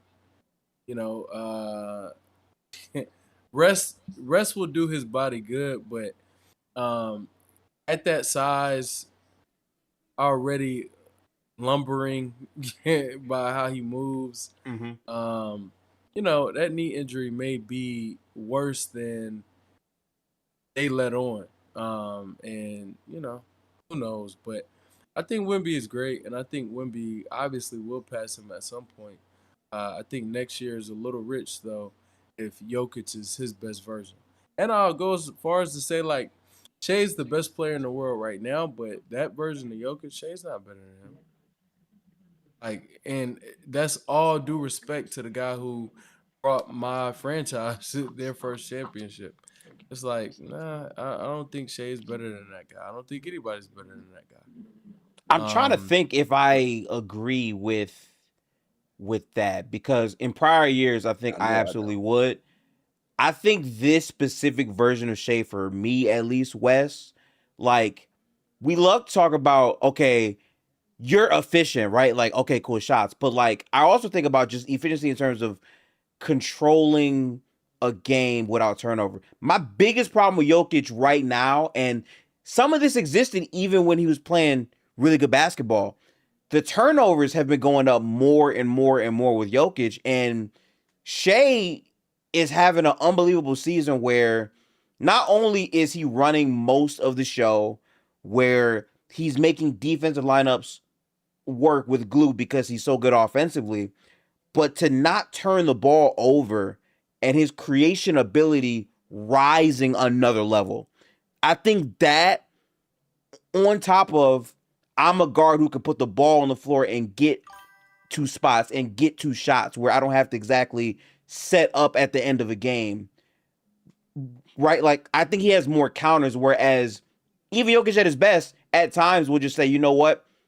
I have this three. I'm going to shoot the three. I'm kind of drained right now. I think this level of Shai rivals that, in my opinion, now. Yeah, I'm not mad at it. A guy who was shooting, he had a 71 true shooting. I'm gonna just This shit was crazy. side with that guy and not be mad. But salute to Shai. I think the guy who was performing like just as good, if not better, as a scorer, and we know I'm a better playmaker, I'm gonna side with that guy. Like, offensively, he truly solved the game. And I think, like I was saying, this is gonna be one of the best MVP races. We say it a lot when we see that caliber of play and we see two guys, but I was like, nah, like Jokic, even though I knew they wouldn't win as many games as us, it was like he's gonna play so well that it kind of offsets some of the other, like anything you may have a doubt about. He's gonna play so well offensively that it kind of cancels it out. And he surely, for me, was doing that because like the turnovers, I think he had canceled that out by becoming even more efficient offensively as a scorer. So yeah, some things went left or by the wayside, but yeah, anybody who could get to 70% true shooting is just cheating, dude. Like that's a level of efficiency that nobody I think could scoff at, you know? And it does so much for your offense. And it was like he was doing so much for Denver's offense. And having Murray play at that level as well. It was just like they were a buzzsaw, but salute. He was playing so well, people, when he got hurt and Denver won games, they said that's They were the saying best some team in the bullshit. world, you know? Man. You know? So Yeah. yeah. No, we but- were setting up for failure. That's what we were Yes. Yes. doing. Yeah, I was. I want to say back to the Wemby thing real quick because it just popped in my head while we were talking about it. Like, Okay. is there also a thing you guys and maybe if you don't feel this way, then by all means say so. I feel like Wemby, as much of an anomaly as he is, I think he falls into this category of amazing player that might not get that number one respect because I think you haven't seen Wemby before, but we've seen players kind of around him in the sense, or archetype is also just such a tough word because Wemby's not like an archetypal player. But 3 players I think of that had cases for best in the world, but I'd argue were scrutinized, to say the least, of being called best player in the world during their times. Hakeem Olajuwon, Tim Duncan, Kevin Garnett. Obviously, generational defenders, all 3 of them. Good offensive players. How much you want to call them good, whatever. Clearly good. They're still all-time greats, even if they're not offensive engines. But their peak seasons, they, I think, had pushback as being best in the world. Kevin Garnett and Tim Duncan had Shaq and Kobe during their time. Plenty of people would pick those 2 over the former. And then Hakeem, it's like, yes, he had that run, but there's obviously the shadow looming of Michael Jordan existing. And I don't think Hakeem is going to get the same love had Jordan played those seasons. So it's like, does Wemby run into something like that where you can say whoever? It can be Giannis, it can be Jokic, it can be Shai, who Shai is also emulating some of the best guards we've ever seen. It's like, is Wemby going to run into that kind of problem of being narratively the best when these guys exist? There's no Michael Jordan in the league. I mean, respect to Shai and respect to Jokic. Hey, chat, real quick. Appreciate everyone in the stream. Make sure to like it up. We're going to have more of these episodes dropping throughout the month. Some good basketball talk. Let's get back to it. I appreciate everyone in the chat. Salute to y'all, man. Wait, were you talking to us or? No, I think he was talking to chat. Yeah. Oh, okay. I disagree with him saying that Nikola Jokic was as good of a scorer as Shai, even before he got hurt. I would still say Shai is the better scorer. Just because you mentioned volume, and like we have to also take into account how your baskets are generated. He had a lot of assisted baskets as well and stuff like that. So in my opinion, I'm gonna take the guy that's mega efficient and self-creating a lot of his baskets. But also for the look at what Jokic was doing before he got hurt. Like, that's true, but something else that I don't like that we do, like, he'll play 32 games up until that point. Like, you know what I'm saying?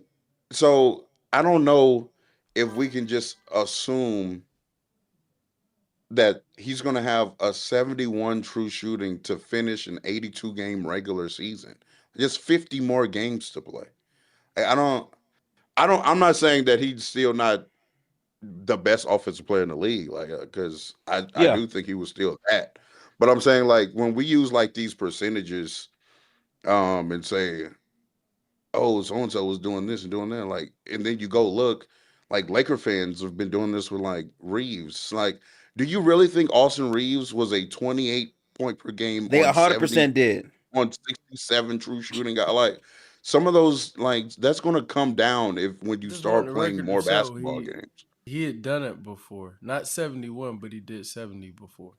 So Yeah, but that was on much less volume. it's 70 before. Yeah, but that's I'm my talking point. about. My point is the combination of the The two. He point had is never 82 done games. Your point 29. is the length, the duration. That's your real point. It's Yeah, I duration. was saying He had the done it. replicating of he had not done what he was doing. That is a lie. That is false. He had not done 70 true shooting on that many points per game. That is a lie. Yeah, That's he not had true. done 70 before But on a full season, I'm and saying the I'm telling you combination that I of the think two. you're. I don't understand how you're not listening. No, The I combination of am the two, he listening. had I'm not telling done it you that I before. think it was That is more a about the duration. undeniable Listen to the fact. first thing you said. The first thing you said was the duration. He 32 And then I brought up games. Austin Wasn't Reeves gonna for do. the volume I and heard the efficiency. Austin Reeves. I don't even want to entertain shrimps in a giant conversation. Let's be respectful and let's talk about this once in a generation, once in a lifetime player who you always poo-poo because you value other things in basketball outside of offense. I get it. Yeah, like He's defense. he's not your magnum opus. We get The it. other the other We side get of the that he's ball. not the Yeah, king of absolutely. basketball to real So I talk. don't And he's think not he's the king by of far and basketball away the any of best us up player. here. So yeah. But I And think I'm going to be proven right about one of that the because best. salute to I Shai, a think good two-way respecting player, is going to arguably the dominate best. this era now. I think So shout out to respecting Shai. arguably the best offensive player ever is not He's a not tall that. task. I said Doesn't have an arguably. argument for it. I don't think he No, has an he argument does. for it. He does. But He again, doesn't. He doesn't. If to we take into you, account playoff translation, he well, doesn't. Michael Jordan clears. LeBron James clears. If we talk about playoff somebody translation, they who's clear. tiers worse as a playmaker does not clear Jokic in terms of playoff translation. But You see what I'm saying? You see, listen to this chat. you brought I up just want Michael y'all to listen Jordan. to this. Is that not true about Michael? Michael Jordan, if you take into account playoff No, play, just answer my clears. question first before you move it. Michael Jordan was the Is that greatest not true? And playmaker of his I generation. didn't say Michael Jordan couldn't be better. I said that he does not clear someone who was tiers better than him as a playmaker, even in the playoffs, when some of the things don't translate. But Which there Jokic's are playmaking examples actually of it goes down translating in the too. So playoffs. I Jokic's can't go playmaking there. gets worse in the playoffs. And he's still tiers better than Michael Jordan. He's a tiers better passer, make, not a tiers better playmaker. No, yes, he's not. I still think there No, he's are not. series. Then you're wrong. I just think you're wrong with series that. to support what I'm saying. His championship run, actually, the entire run supports what I'm saying. Now you can go ahead and tell us about the defenses he played and poke holes in it, but there are things that support 90 to 93 what Jordan I just said. is So just as I'm just good of a playmaker as Nikola but Jokic. He's not as good of a passer the as only Nikola point that Jokic. we He's were a good making playmaker. about being able to finish, like, yes, he had never done it at that volume, but this is a player who has finished the season on 70% true shooting, and this is a player who has proven to be able to sustain the three-point shot that, he had never shot 44%, but this is why it was his best season ever at that point. But he had proven to be able to shoot over 40% on In volume less than from half the three season, sure. in a season. He had also proven to be able to finish around the basket at a very high level. He's proven that he has arguably the best touch ever for anyone that size. All of these things can be tracked and are proven by his level of play. So I'm cool on all the other stuff where we omit what has already been proven based off of our inherent biases. Like, You just said that this would have been his best season ever, thus meaning it wasn't proven. So Because he had never I broke done it down before. the things that were proven I broke But down the things that it's were the proven. Wes. I It's the said he had proven combination he that could wasn't shoot proven. 40%. I didn't But it's say the he had combination proven he that could shoot wasn't proven. 44%. I So, said but he that had was proven my he could point. shoot 40%. So everything you're saying Your is the point moot isn't point in about response that. to Your me. point is So about that him was being my able to point. do That was this, exact. and he had Hey, already done it. I want everybody to know the point was Not he had real. not sustained that volume on that efficiency ever in not his real. career. That was the point. So everything you're saying about, well, he did the Your one point part was this one 70 season, for and then 82 this games. one part this Very other first thing you season said. was not my point. That was the first thing you said, and then you added to it, and I gave you what you added to it, but I also addressed the very first thing you said and correctly pointed out that that was not true. And then when you added the other things, it's like, okay, yes, he would have had to prove that, and this is why it was his best season to date, and it went south. Correct. That's what Tough knee injury. Tough knee injury. that's what I mean. We're coming to the same That's conclusion. I guess that's just two different silly. ways. No, we're I'm not coming saying to the same conclusion. he We're not. hadn't done it. He hadn't done it. And he only did it for 30 games or 32 games. Salute. So it was 50 more games and we would have saw, but we didn't. Well, actually we are seeing, and he's a much worse player now. But like if Shai, so okay, Post-injury. if Shai is able though to like consistently play at this level where like he's 50, 40, 90 with the volume that he has, I just think that like that ultimately, if you pair that with like no turnovers damn near, like that's unheard of. The only other player I think that's close to that would be Lauri Markkanen, and he doesn't really create to any degree of these dudes. That's why I think that like even if Jokic was that level of a scoring offensive player, if Shai is that with his counters, and then he's still not a complete liability defensively, I think I would still lean Shai. It doesn't help that like there's not a big enough playoff sample with Shai, but I really believe that he can be that player, at least from how he's played. Like his floor is growing and growing each year to me now there. I mean, The playoff. like, Oh, my fault. Go ahead, dude. no, I like real quick on like the Shea thing, because I do want to say like, I know Shea has entered himself into the all-time great guard conversations. So it's just like, I think he is like a serious name to consider. And I get it. Comparing him to Jordan is kind of blasphemous. But at the same time, I mean, there's like comparisons to be made. And I mean, it just helps that the success is kind of being followed. On pace to be the best record in the league once again.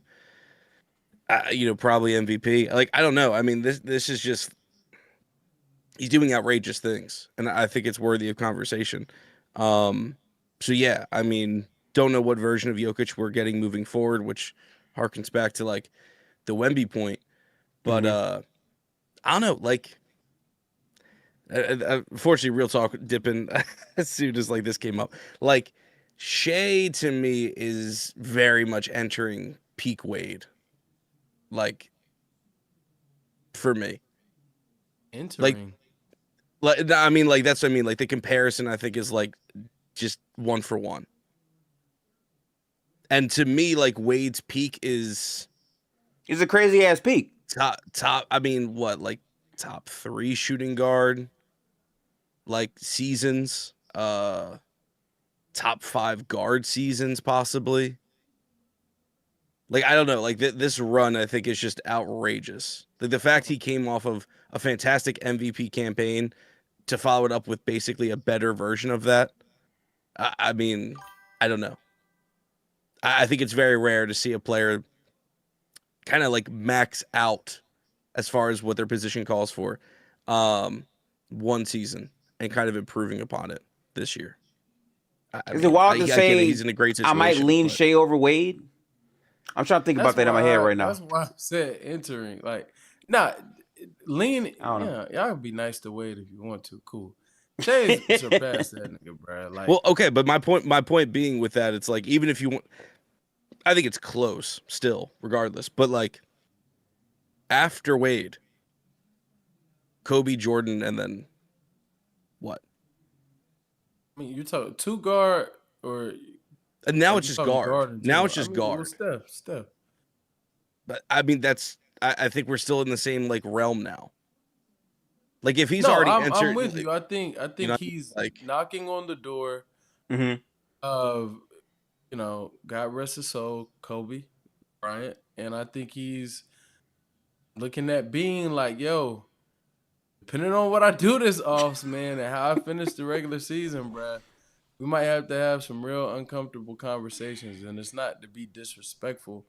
It's just to, talk hoops, which I will say this like quickly for anyone who sees this and is a Kobe fan. I know like Talk's a huge Kobe fan.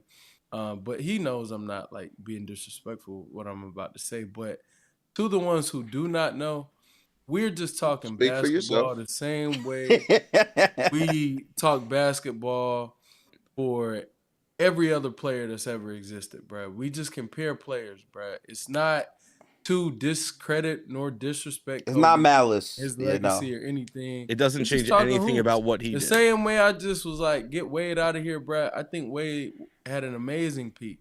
I think he's one of the best players ever.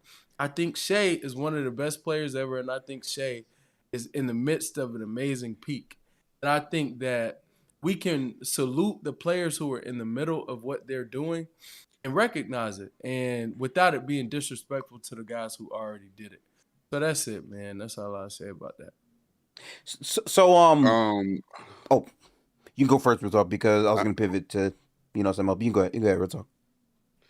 yeah, no, I was hearing Derek about the Dwayne Wade talk. What's so unfortunate about Dwayne Wade is just the health and not being able to sustain that level of player. But I'm still taking like the best version of Dwayne Wade over Shea. Like 08, 09 Dwayne Wade is still a better basketball player in my opinion than Shea is right now. Shea's a better scorer than that player for sure, but Wade is a better defender, better passer, better playmaker, better driver. Uh, so but I know me personally, I'm just very, very, very, very high on Dwayne Wade at his best. Like for me, I have certain reactions. Obviously, when people be like, "Oh, so and so's better than Kobe," and I'm like, "Bro, get that shit the fuck out." But like when D Wade enters that conversation with me, I'm like, that doesn't like. I think Dwayne Wade is that good. I don't get like in a tizzy when people bring up Dwayne Wade and Kobe at their best, which says a lot, knowing that. I mean, you see the background. So, Yeah. um, yeah, Dwayne. I'm just very, very, very high on Dwayne Wade. Me personally, that archetype of player, two-way guard wings that can play, make, pass, score at a high level. They're just like the most complete basketball players. They just do damn near everything on the court. And Shea is of that archetype, but I just think Wade hits it a little bit more. But shout out to Shea. I will say like Shea's on his way for sure. I don't think for me personally though, there are some things like I take into account there. I don't know if like athleticism, stuff like that that doesn't really like show up in a statistic or a plus, but like the, Mike, Kobe, and D Wade to me being another tier of athlete than Shea. Helps their It like combos. that weighs in something for me. Like to because to me that is the reason why like Mike is who he is, right? Yes, Mike has the skill, but it's also Mike has this blazing first step with these 12-inch hands and has a 44-inch vertical to go with the that just gives you more access to stuff on the court. You know what I'm saying? LeBron is LeBron. Yes, he's a great passer and play. Cool. He's also 6'9", faster than everybody, and jumps higher than everybody. Like that kind of stuff matters to me personally, but For it doesn't sure. have to for everybody. I mean, yeah, I think before we pivot, I feel like, I mean, and when we expand it to just total guards, that's when I think it gets even tougher because there's so many all-time great guards that like weren't even mentioned. But I Yeah. just feel like Shea's doing, like to your point, the totality, like two-way value. Shea is getting that, but also being like the offensive engine, making decisions, being an improved playmaker, but just like a very, very good one anyway. Like that's what I think is making it tough. So to your point about like the athleticism, I mean, two things. One, I think performance and then success that follows, I think can like kind of cut the, close the gap a little bit because I think like we've seen many a fantastic player not, dominate just based off sheer athleticism. Definitely it's a degree. And look, if Shai gets like, if he got killed by a defense this year and it's like, oh, well, it's because he didn't have that burst or maybe he didn't have that physicality. It's like, okay, that opens the thing. But it's like coming off the finals win plus like a good run, if he were to put that together again, I feel like that athleticism conversation to me just doesn't have nearly as much weight. Like I don't like we've seen other great players. So I feel like it makes the gap closer. And then I think like the other problem, and it's again, like we all said, it's not to discredit any player that's come before. It's not to say that Kobe's achievements, Wade's achievements, aren't as valid. It has nothing to do because like we do this all the time with older players anyway. Had we been like 30, 40 years older, Jerry West would be in these conversations. Oscar Robinson would be in these conversations. Still, by the way, fantastic all-timers. I don't care about what era they played in. They would have a convo for some of the greatest guard seasons, period, to ever exist. But we're going to, obviously we're going to kind of step over them a little bit because of the modern game, athleticism, competition, etc. So it's like this happens anyway, regardless of, the what happened to the other players. And I agree, like Wade could definitely be seen in a different light had he been able to play longer. But it's like it's the way the cookie crumbles. And I think that, in some degrees it could help Wade that like we just remember his peak in so many ways compared to like a real trail off, you know what I mean? So I don't know. I just feel like it had to be accepted. And then you guys talking about Jokic back and forth. I'm like, dude, like to me, Shai is like comfortable is not the word, but like just the best player. I'm comfortable with saying he's just the best player this year. Saying that. Like, I'm with fine. you. I'm with you. And I'm just like, can we just like take a second? Because this is kind of entering insane tiers, I think. For me anyway. But you say just the best player. Oh, go ahead.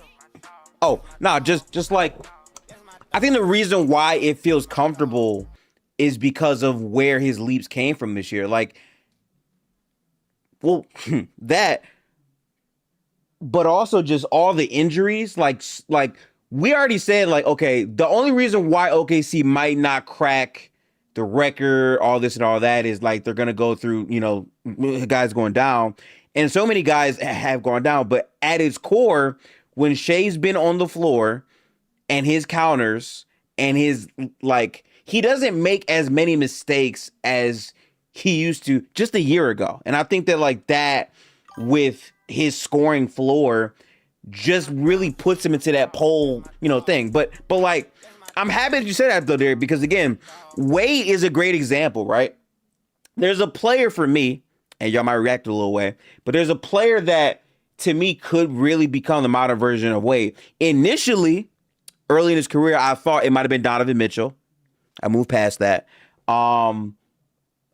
I gotta say, man, I'm really curious about the ceiling or how y'all feel about another top five, Anthony Edwards. You already see it. Because to me, it's like for you to shoot this volume of threes and still be like, what, top 10 percentile athleticism, and now you also have a mid-range game and your creation gets better. Obviously, it's still flaws here or there, but like he's another candidate that can have possibly a Shai-esque season in the future. I don't know exactly what it would look like. It would be different, obviously, but Ant is very interesting for me for those reasons.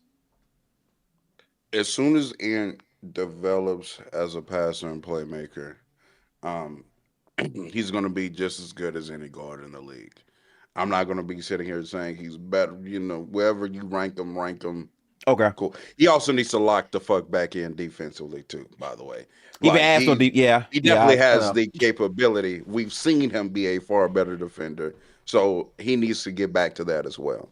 So I'm not worried about as far as like him being capable, because we've seen him already do that.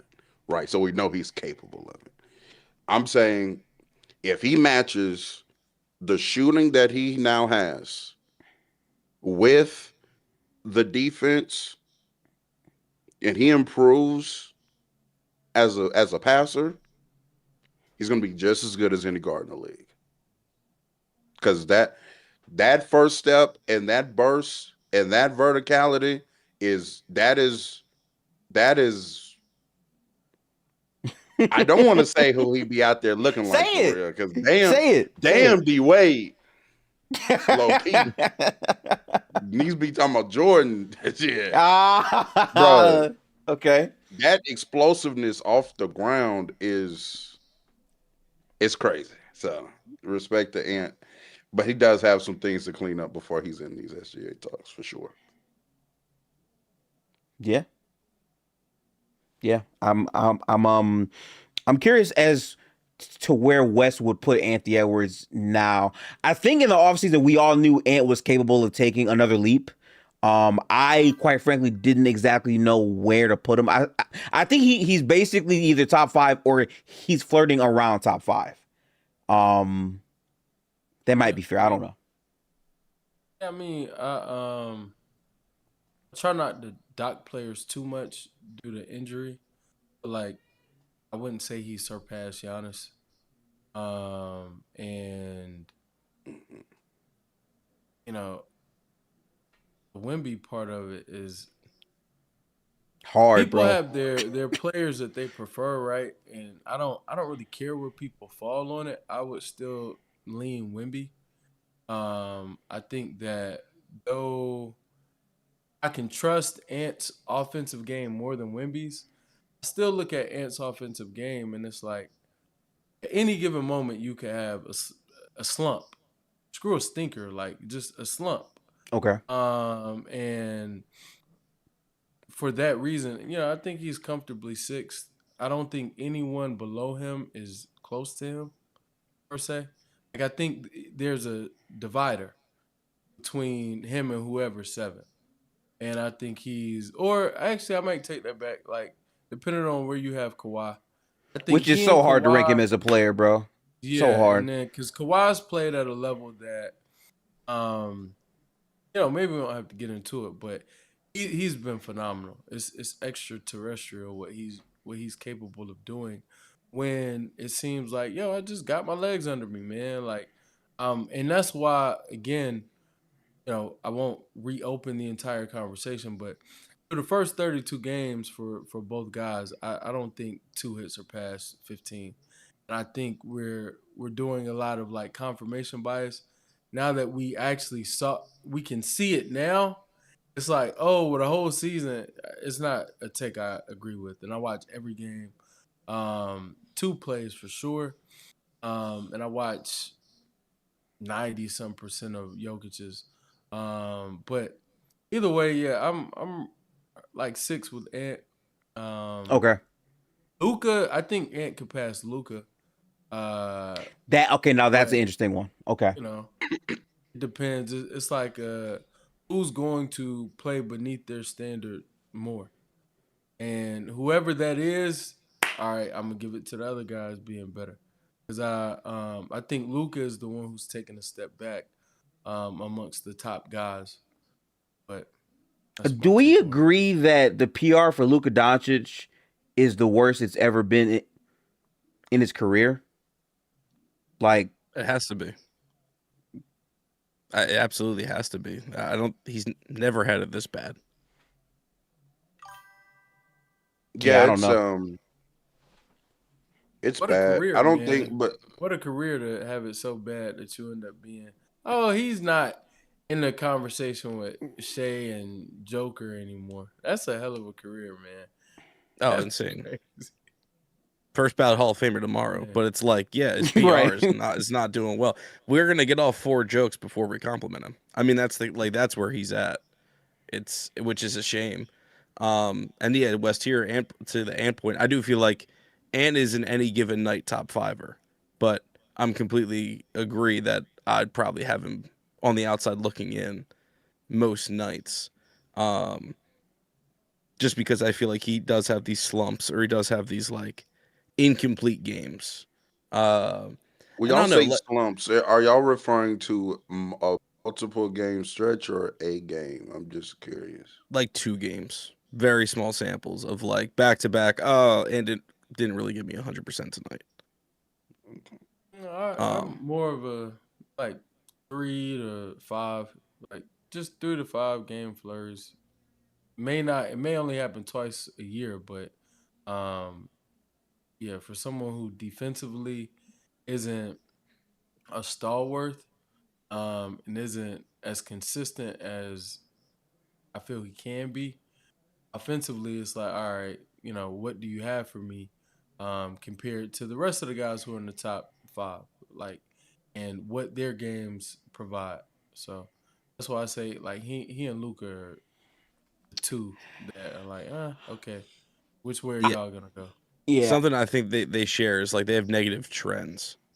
Like not bad, but they'll have like trends, whether it's defense, passing, effort, like just things. It's like I really didn't want like out of a top 5 player. Not to say that everyone's perfect. Everyone can have an off night, slump, what have you. But I feel like I don't know. Maybe it just feels this way more than it is. But it's like it feels like Ant is in more control of his performances sometimes. Of like the things that do not go well. It's like okay, he could have controlled. Like that defense falling asleep, not great. Luca taking 5 shots before, like, I can you know, agree with that. you know what I I mean? can Like agree. that's the kind of thing where it's like the other guys I don't really like. Shai, I don't know. I'm short of me like glazing him. I feel like Shai will have like perfect games where like I wouldn't have made a different decision. It's like, Mm. damn, that's nice. Like, and it's like you can be right there, man. And I think he will be right there one day. But it's like, damn, like that's 3 straight possessions of just not giving a shit, and you're letting this team stay in it. Like, come on, dude. I get it's Wednesday night, but like, please, you're better I'm than not trying this. to cope too much, Derek, but like I do have to ask this at a certain point, and I'm not making bail for Luca, or I'm not attempting to. But I generally do believe that this is not the ideal roster around Luca to Of course not. maximize his strengths in any way. And I'm wondering like how different that will look. Now, obviously, I can say that about a lot of these other players, but I do believe that these other rosters do a better job at it, I think, than Lucas. Even though there has been a sign of him clearly regressing as a player. I think both things are true. Definitely, I definitely. I think that about Luca and Ant, right? Because like Mhm. back to the discussion we were talking about with having to be like the on ball decision maker or passer and playmaker. Like, of course, I would like Ant to get better at that, but I also would just like Minnesota to get a point guard. Yes, Like, I bro. just think Ant's a two. And I'm comfortable with Ant being a real shooting guard. I think he has way more off ball viability than like a Shea. Like, I think Shea is a better on ball player, but I think Ant, now that he's this tier of shooter as well, like, Ant is one of the best shooters in the world. Like, Yes, he is. and Yes, he is. I think like people really need to like understand. I think last time I looked at it, it was like 52% on catch and shoot threes, like 67% on open threes. Like it's way up there. So begging for Minnesota to get James Harden during the trade deadline. Like I don't want Ant to have to be this on ball player or this, oh, he needs to be like this point guard level decision maker with the ball, when I just don't think that's his game for real, for real.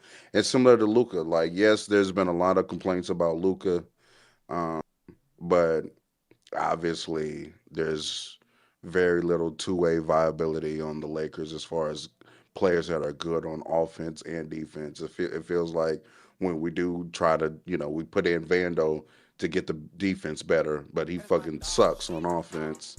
Kind of same with the Marcus Smart.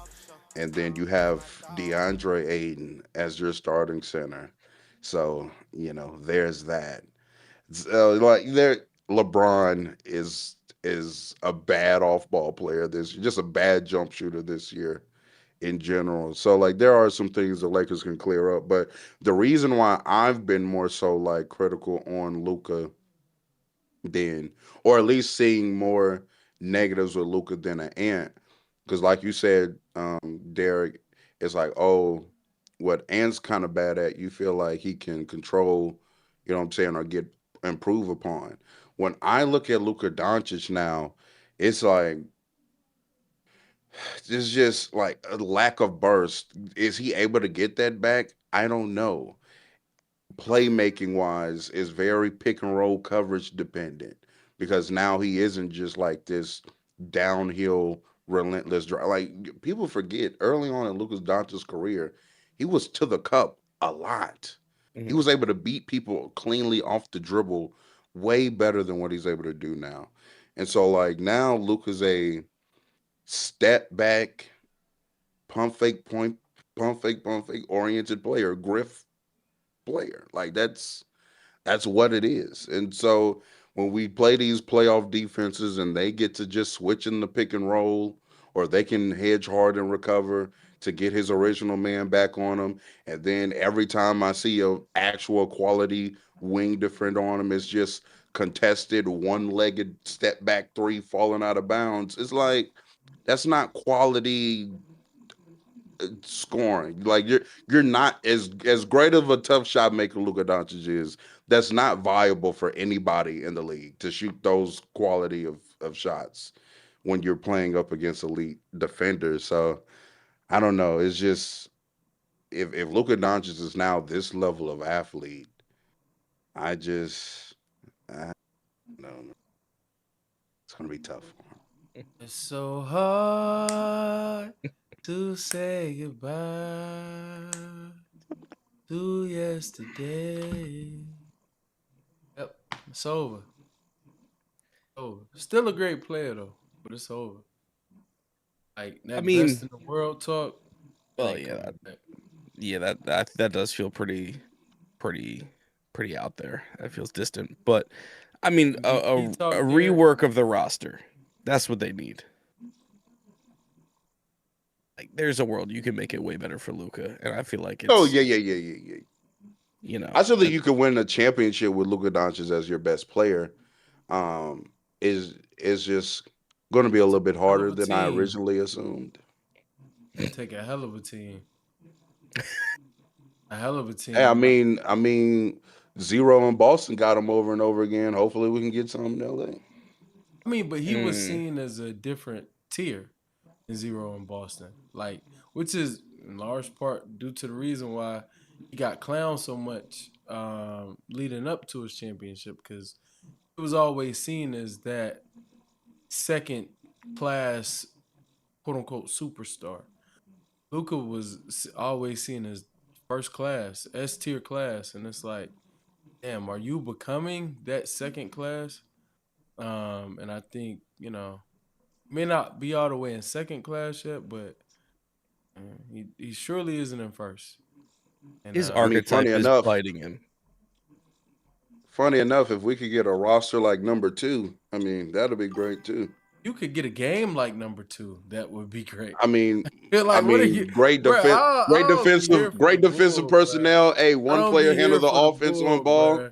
I If mean, you could get to the basket, sounds like very number 2. Luca friendly to me. I If don't you know. could, if you could make mid-range jumpers like We're number doing 2 that at at a consistent 50% volume. clip this year, I by the way. said, you cut me off at consistent volume, regardless of the defense. If you could get anywhere you want to on the court, like number 2, you could set up your shots the same way number 2 sets up his shots. So many I mean, different if we had things that that he's 5 out lacking. spacing, I mean, that's the thing, right? We're not talking space on OKC, bro. I'm cool. compared to LA, I yeah, am. come on, compared to the Compared to Lakers. LA, I am. Chat heads, appreciate all of the love. Good conversation so far. I will be doing the Denver game after this, but tap in. They don't shoot at all, and this is. Oh, Go ahead, bro. Y'all go ahead, cause y'all about to. niggas always gonna. Does try he to have make better it seem spacing than the like Lakers? something. Yes or no? I ain't Does say he have better didn't have spacing than I them? didn't say he didn't have better. Okay, I well, said that's my point. we don't have great Regardless of 5 spacing. out. And then we do the comparison, and it's like I'm not trying to. I think have you're a all right. comparison here. We don't have great spacing. Wes, We play I'll say double this: big, your and system has great Kaysen spacing. isn't- Your shooting spacing is not great, but how you create space is elite.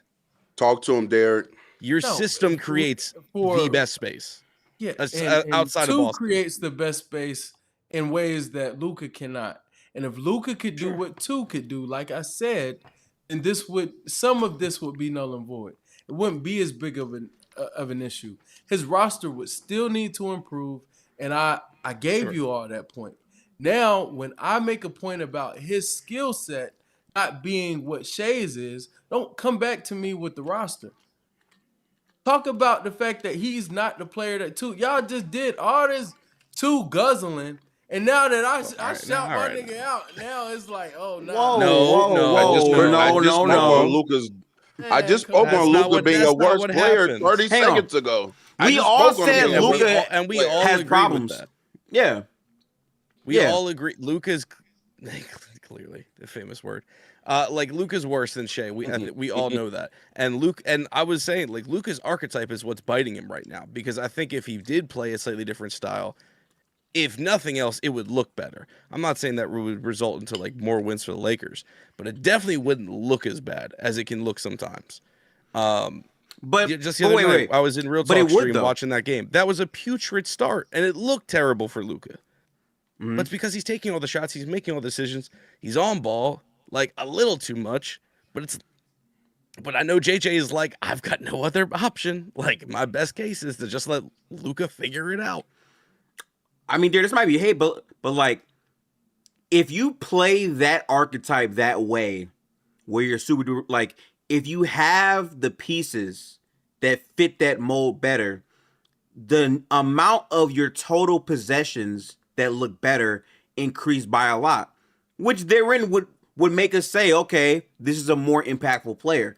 I think the flaws are so glaringly bright on him right now that is lowering his value as a player right now. At the same time, I'm he's agreeing, regressed. though. Yeah, like Real Talk already mentioned the lack of burst, and that can be attributed to a bunch of things. I still would love an explanation on the bleeding knee.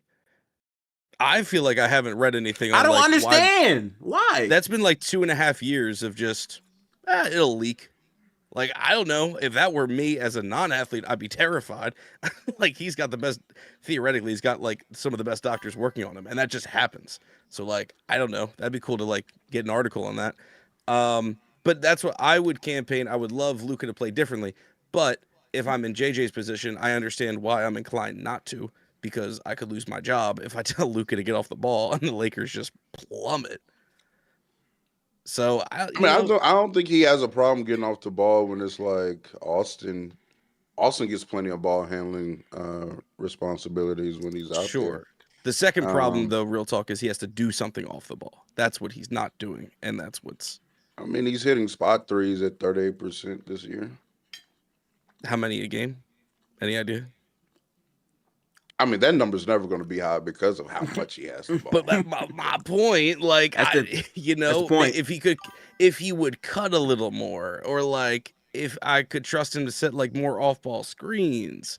I'm not trying to transform him into Derek White or something. Like, I just need him to do different things. And again, that might not be best for the Lakers as far as wins are concerned. That I do think that roster is just too deeply flawed for it to like result into something like way better.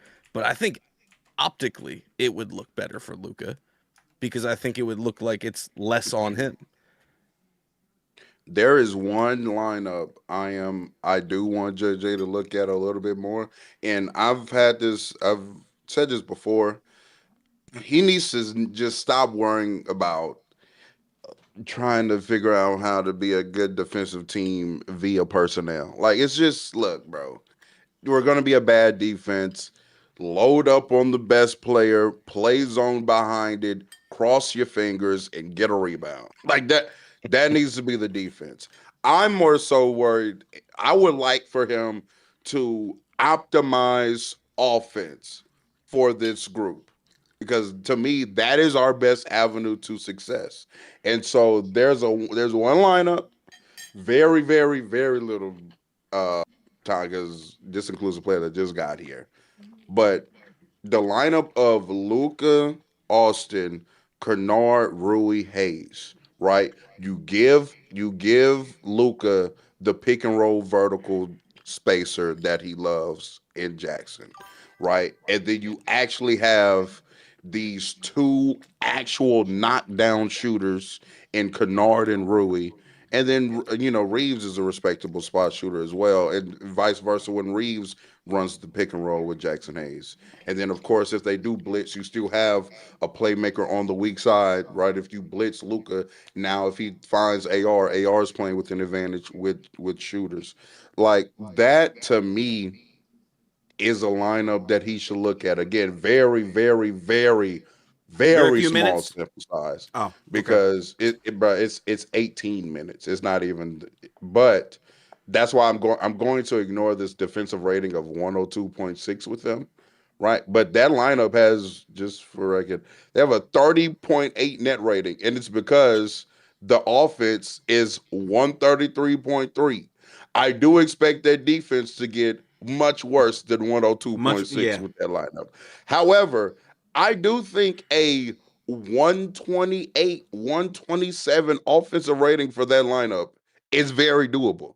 It gives you the space vertically and with shooting, and then you create more open lanes for two great ball handlers that can get downhill and pass out of pick and roll.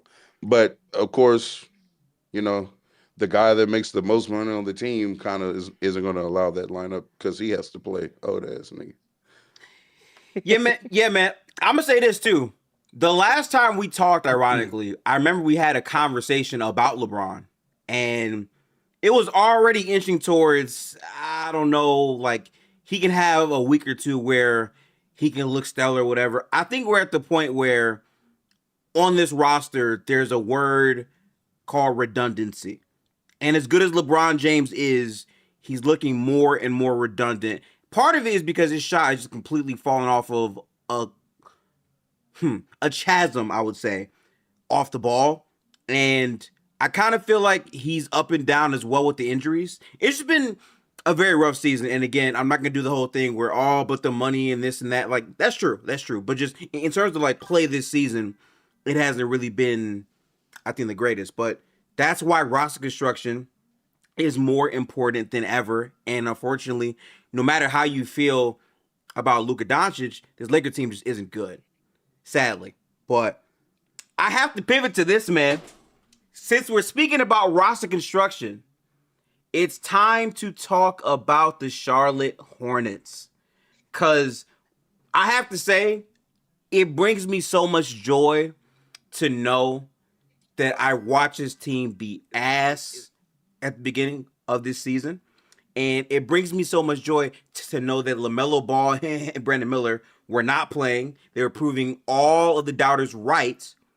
And then they came back, got in the lab, and figured their shit out for a good stretch of basketball. From I believe January 1st to a week ago, I don't know if it's true now, they were the best overall team in terms of net rating. They were the number one offense, and scary enough, they were a top 6 defense. I know probably a lot of us up here might not believe in them as a true team because of, I know, reps, experience, veteran players, all this stuff, but just in terms of how they play, they wear your ass out. And I love to see them have some type of like shape and mold. My biggest problem with them is if LaMelo's not playing basketball, if Brandon Miller is not playing basketball, we can't talk about culture. We can't talk about any type of identity because you don't play enough to know what you are. And they're, slowly getting there, in my opinion. But I want to get y'all overall reactions into the Charlotte Hornets of 2026. I want to go to Derek first, not Charlotte. Yeah, as the resident biggest doubter, I'll go first. It's a little aggravating, more of just like, damn, I was a year too early on the Hornets. Real Talk recalls I had a bet with him that what was it? Who did I say the Hornets were going to be better than? I think it was the Pistons. I think it was the Pistons. Yeah, Yeah. and then the Pistons were like a little ahead of schedule. Of course, now we know what they are now. And I was really banking on like the Hornets would get the Pistons last year. I thought would be this year, and then I thought the Hornets this year would have been last year. I was really banking on like Charles Lee year one. Woo! We just woke everybody up, and we're gonna be great. Turns out you needed a white shooter to make the difference. And that I think has been, the game changer. Con Knipple, had it not been for his teammate, probably would be rookie of the year. And has been playing like a 6-year vet who's just outrageously efficient. Combined with that, with what Gifted alluded to earlier, like LaMelo, taking at least basketball more seriously. I wish he'd take driving more seriously, but he takes, his time on the court a little, like an adult. Brandon Miller, thankfully, his shoulder hasn't fallen off just yet. So when he's on the court, it's going well. And then look, actual genuine shout outs. Charlotte's front court playing like legit Big NBA Musa! professionals. Yeah. That was not on my bingo card. They signed Mason Plumlee because they said, we don't got nobody. we got basically 2 rookies. And those 2 rookies are playing Musa's not a rookie, but Kalkbrenner and Musa have been fantastic. Honestly, shouts to them because they're really what makes this whole thing go. I get it, the weaponized offense, the spacing, everything is what we should talk about, but they are not a functional NBA team without guys who actually know how to rebound and set a screen. So big respect. Hornets, I wish I held my tongue a year later. I would have felt better about it, but they are playing way better. And there's a good chance they are going to finish as a top 8 seed, albeit in the East. But you know what? That's better than I thought. Shouts to them. Another thing they were finally able to get this year, besides the white shooter, was just health. They just been on the court playing. Definitely. That's been something that's been hindering that team for some time now. And just shouts out to LaMelo Ball, man. I've been LaMelo FC. We've been here through the ups, right? A few ups. We finally up. Been a lot of downs though. Woo! But the thing I just always thought, and just from following him since, here is the great thing about the Ball is Lives and A Ball in the Family show. shows and whatnot. You know what I'm saying? It's just like you see these players at a young age. I've seen when LaMelo Ball has good players on his team, he's not gonna just be out there jacking 30 shots a game. Like he knows how to pass, he knows how to play make, he knows how to play like a point guard. I just was never of the mindset of if he got a serious roster or just got in a serious environment, he would continue to just throw shit up to the wind as because he's always gonna throw, he's always gonna shoot them 30-foot. That's part of his game. But like he'll tone it down and he'll play a more serious brand of basketball. And that's exactly what he's done when he's gotten some other offensive weaponry. They've stayed on the court. And so now he shoots about, what is it, like 16 shots a game, something like that, instead of sub 22. 30 minutes. Sub 30 minutes as well. So like he's not, he's not exhausting himself. I think they're also the best offense in the NBA when he's on the floor. I don't know if that's still true, but for sure a week ago that was true. I mean, he's been one of the 10 most impactful offensive player, even when he was averaging the 30 on like 40% shooter. The one thing that he's always done that's point guarding is dictate pace. No matter if the volume of shots is there or not. And I think that is one of the big reasons why he's so impactful offensively, is that he's going to play with tempo, which is going to lead to easier offense for himself and others in more advantageous semi to full-fledged fast break situations.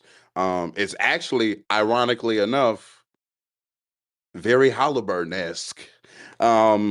And y'all know I don't like that nigga. But salute to Melo, salute to Charlotte. They've just been playing some phenomenal basketball, man. It's just fun to see an up and coming team, put the pieces in place, and then it paint a good picture. Time to go to the one person in this room who's actually gone to the games in Charlotte. How's that, Wes? Yeah, man. A few games this season. Yeah, shout out Charles Lee, man. Shout out Con Knuckle. All I got for you, bro. Like, I believe in those two guys a lot. I think Brandon Miller is a good basketball player. I think LaMelo is a good basketball player. I hope things break for them in the draft, like break in their favor. I would love to see Caleb Wilson on this team. Since Silver likes to rig, let's rig something else, man. Like get them a top 4 pick. Or get them the 4th pick because he'll be there at 4. And I would love to see Caleb on this team. Can replace Miles. And Miles has been solid this year, But obviously they could take it up a notch, go to another level. So salute. It's nice seeing good basketball in the Queen City. I still think that at some point Melo's got to figure out how to make more shots than less. Like he's just got to figure out how to make more shots. I would really appreciate that. But he's improved in a lot of areas. I think like defensively he's more engaged. And I think he's a more mature basketball player, and that matters, right? So that's why I give so much praise to Charles Lee, so much credit to Charles Lee, and what he's done. Like having a strong leader does a lot. I.e., Houston. You say what you want about Udoka. He changed that entire franchise, that entire organization, among just walking in the building because having a strong leader means a lot, and it'll get guys in order, man. So salute to those brothers, and never thought I would have to salute so many Dookies, because I'm a Brandon Ingram fan, a Jabari Parker fan, whatever. But man, he was my one target. Like if everything could have gone perfect last year, I wanted us to draft Khan or trade up to be in a position to draft Khan. Oh, the greed. Look at the greed, man. Happen. But, really good basketball player. Shout out the kid, man. And I really, really like, I don't have a vote. Probably never will. Don't want to go down that route. But I promise I will vote for Khan over Coop. I think he's just played. He's been way too impactful to his team. And Coop has as well. But, like, Khan, they win games, man. And I think that in a year where Khan has also been healthier, I would give it to Khan, but salute. Wes, I'll be honest. I think this race has turned into the LeBron versus Carmelo Rookie of the Year race. I think that's what it's boiled down to. Like, very quickly we'll be like, yeah, Khan should have got it. Melo should have got it, but probably the better player ended up getting it. So, But yeah, honestly, I can't say enough good things. And honestly, amazing shout from Caleb Wilson. Caleb Wilson on this Hornets team. Yeah, you might need to inject that in my veins because that's like a nightly watch, like an absolute dog with this insane offense. That might actually be a threat. Yeah. And look, real quick, while not NBA, but I don't chat. We're in the midst of one of the best players we will ever see in our lives in a college basketball game right now. And I'm not talking about that Dookie. that boy who is a Cougar. Who are you talking about? BYU, AJ. Oh, AJ the okay. Truth, So AJ the truth. So like I do myself a big disservice. I don't have the time to watch all the college hoops. I normally watch like a week-long video, and Derek can literally confirm this. The biggest player I was the biggest fan of was not Khan, but Ryan Kalkbrenner. I was yelling so much about him, like, oh, the blocks. And I will forever say this. There was a point in this season, and I know it's not a big sample. I understand real talk. You're right. But there was a point where the guy who was second in stocks to Wemby was Ryan Kalkbrenner. And just having that force as a builder is a good thing. But AJ, man, like, I'm going to say this right now. I've been an AJ fan since I saw him do things at, I think, 17 overseas in, like, the FIBA shit or whatever. Athletically, like, I really feel like he needs to be a pacer. I want to see him go play with Tyrese Halliburton, set that up for me next year. At least that's how I feel. I haven't done film on like all the guys yet, so maybe you guys are more qualified for that conversation. But AJ is such an athletic phenom, and to put him next to a guard that will just put the ball in his hands at the right spots, I would love to see that. It's interesting when I hear people like talk about AJ and Darren Peterson as athletes. Like, I think they're good. I don't think they're like phenomenal. I think AJ's a better athlete than Darren Peterson due to like his size and stuff. But I do think AJ should be the number one overall pick. I just think he's the best player in that draft. And I'm actually quite like, I'm definitely picking AJ number one. It's not even like really too much of salute to Cam Boozer. He's going to have a very fine Al Horford-esque career in the NBA. Al Horford-esque career? Okay. Salute to Darren Peterson. I'm just going to go ahead and say it. Darren Peterson is one of the most overrated prospects I think I've ever seen in my life. The way that they talk about Darren Peterson as a guard prospect, I've seen better in the last. He's not a better prospect than Markelle Fultz. He's not. Markelle Fultz is a better athlete, was a better passer, better ball handler, shot the ball just as well in college. I don't think he's better than K. Ever, bruh. Yeah, I mean, yeah, prospect. But is- from what I hear about Darren Peterson, they tell me he's the best. That's what I hear all the time. He's the best guard prospect that they've seen since. Who are you talking to? Who are you listening Some to? say Luca. Best. No, that's not the. I don't believe. Also, I think he has a weak handle. I don't think that handle is a PG handle for the NBA. I think he's an elite shooter. Oh, no. I will say that. I think that is his best quality. I think he'll come into the league immediately and be a knockdown shooter and shot maker. But I think the self creation is going to take some time because I don't believe in the handle. I think he's a good defender as well. I will give him that.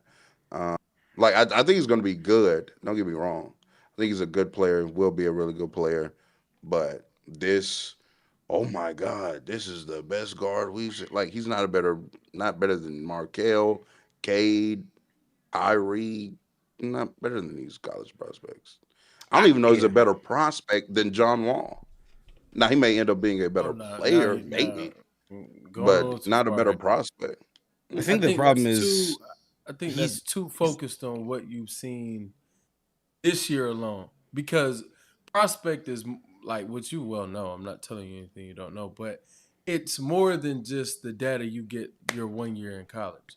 Everything he's put together through high school, and for the crowd and the crew who have really paid attention to him, like he's a much better athlete than he's being able to put on display, or than he's been able to put on display due to whatever he's dealing with. And I think the guy from high school and the guy at the beginning of the season who was jumping 4 or 5 feet off the ground, I'm jazzing it, but truly jumping 2.5, 3 feet off the ground for a shot, as opposed to now he's basically just shooting on his tippy toes.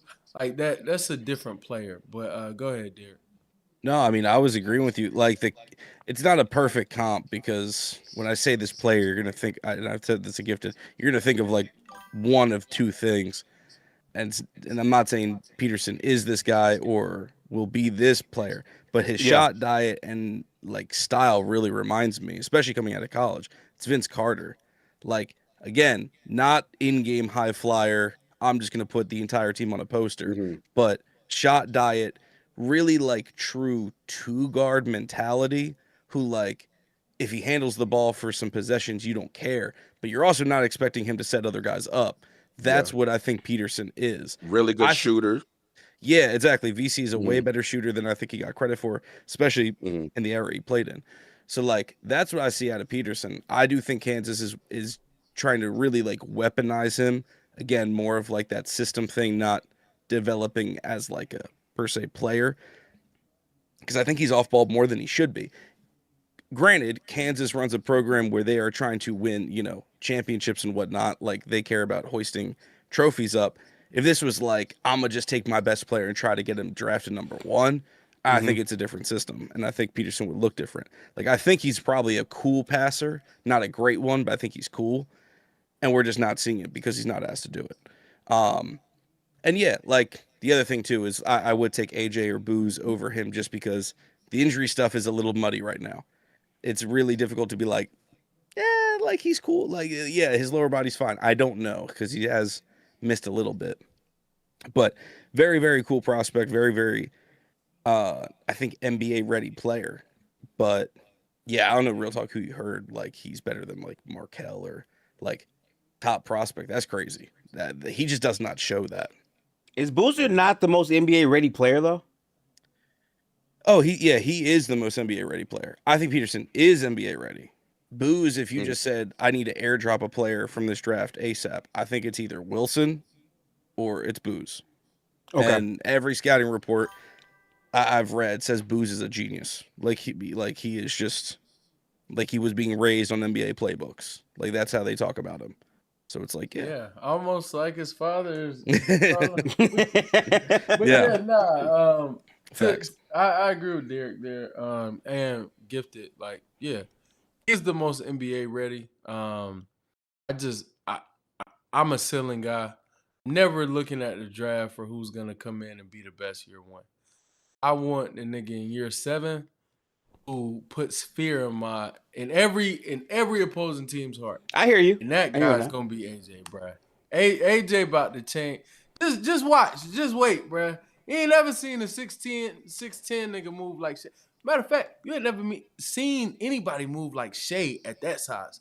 And now you Yeah. get AJ having some Shai movement. Ah, man. Yeah. That's crazy. I haven't watched much of AJ in college. Again, I'm basing my takes on him on what I saw in a couple of the I would say overseas games, and it's like the way he would just gallop to the rim, athletic. Like he showed way more bounce there, I feel like, than college for me. But I do wonder. Like, listen, I hate to say this, y'all, and I think this will be like the last thing, but one of these guys has to go to Sacramento.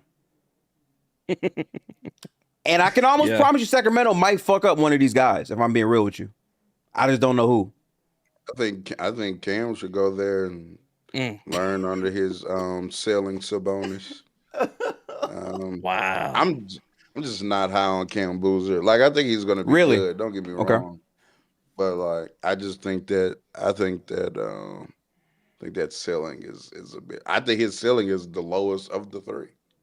That's probably fair Now, to say. his floor is probably Yeah. higher than the three. Oh, well, than the other two. But yeah, I'm with Wes. If I'm drafting that high in the draft, I'm not trying to get goddamn, you know, Al Horford. Al Horford. Al Horford. Yeah. I'm trying to get a superstar. I just don't think he's a superstar. I also think that other guard that people be acting like he ain't over there balling. Are we talking about Darius Acuff? Yo, Yeah. he my He's favorite. just little, He my bro. favorite guard. He my favorite guard. But again, I haven't really watched it. But that one game I saw, he was in control all the way through, man. I like him a lot. Bro look like Stephon Marbury that can shoot, which is low key crazy. Yeah, that shit is tough, man. I don't know. Yeah, but we have been on for a very long time. Games are about to come on. I know that the Denver game versus the Spurs is up next. Real Talk is about to go stream. So in the interest of everyone's time, I do want to conclude this here. But every time we come, it don't matter if it's a month, 2 months, 2 weeks, or whatever. I feel like conversation flowed so naturally in chat. We didn't have no topics. We just said, okay, bam, and then we'll just go, So I love always breaking down basketball hoops with y'all. And I can't wait as we get further and further closer to playoff season. We didn't even mention how a team that everyone was convinced would give OKC a top 5 pick is now going to probably be a playoff team. We didn't mention that at all. Shout out to them. So yeah, definitely we'll try to get another one out this month. But in closing, I want to say salute to everyone who was here. Shout out to Real Talk. He's in the title as well with the ad. If you click that ad, you will be able to find his channel and subscribe and shit like that. I'm pretty sure we're both going to be streaming the games tonight.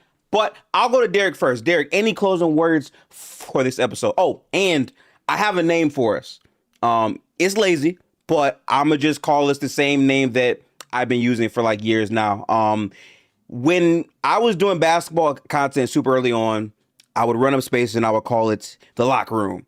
And we would just come in, talk shit, and really be on basketball. So that's what we do. I don't really see it's like any different for the most part. If anything, I think it's more in depth because we don't have 50, I would say, random people who come up with bad takes and so that's what we'll be for moving forward. But Derek, any closing words for this episode? No, I mean, always good to be back. Definitely long awaited. And yeah, it's always good to talk shop. I guess the one plug I'll throw in here is I feel like I should have been wearing this earlier, but I do have merch if people are interested. With March Madness around the corner. Got the Not Just Dribble, should anyone be interested. We got a crew neck style and t-shirts, feel free. Same ad on Twitter, Derek RS. So yeah, if you're interested, for sure. But always good to talk shop. I'll make sure those links are for sure in the description box as well. Wes, what are your closing statements for this week's episode? Or sorry, this month's episode? Yeah, man. As you said, it's always great to get back. And I think to the point of no topics, just speaks to the chemistry, man. We are the 4. And we are the locker room. I'm so thankful for these guys and proud of every last one of these guys. And yeah, I'm rocking. So that's it, man. I encourage you all to go watch the sport that you come hear us talk about. That's it. Definitely. And last but not least, Real Talk. By the way, shout out to RT. He just hit a milestone on his YouTube channel. Again, y'all keep tapping in, keep supporting the community. That's how we build ourselves up as we continue to grow in this space. Real Talk, any closing statements for this episode? Yeah, thank you. Just hit 5K. Actually, just look between hitting 5K like a day or two ago and now already at like 5.25 or something. I got huge, 250. Man. So shout out to that. Shout out to the low at. We put a low ad in that video, but shit get to shaking. But nah, yeah, you just find me at Real Talk EJ RT on Twitch. Tap into that. I have a new Twitch, so make sure you tap into that. There you go. And I'll always enjoy the convos and excited to do this again. So. Dope. Yeah, again, everyone's links will be in the description box as well. As for me, I'm gifted. I've been super overworked, but the winter is over, so my job becomes a lot more, I'm not going to say easy because it's never fucking easy, manageable mentally. So I'll take that. But there will be a lot more content coming in. As you can see, I've been streaming a lot more. That is a goal of mine to accomplish. I just hit 3,000 subs for me. It's crazy because like that was my goal for 2026 and I hit it this early. So I'm super excited about that. But I just can't wait for the playoffs. I'm waiting for like when it's pandemonium and it's like, damn, OKC down 2-0. How the fuck? Not saying that'll happen, but I don't know. But yeah, we will definitely be doing some more of these. Appreciate all of the support from the members of the community. But as always, appreciate basketball, and now it's time to go watch basketball. So peace out, y'all. I will be doing a live, I believe, of the Denver game and also the OKC game. Real Talk also will be live as well, so tap in. But peace out, people. Have a good one. Salute to y'all.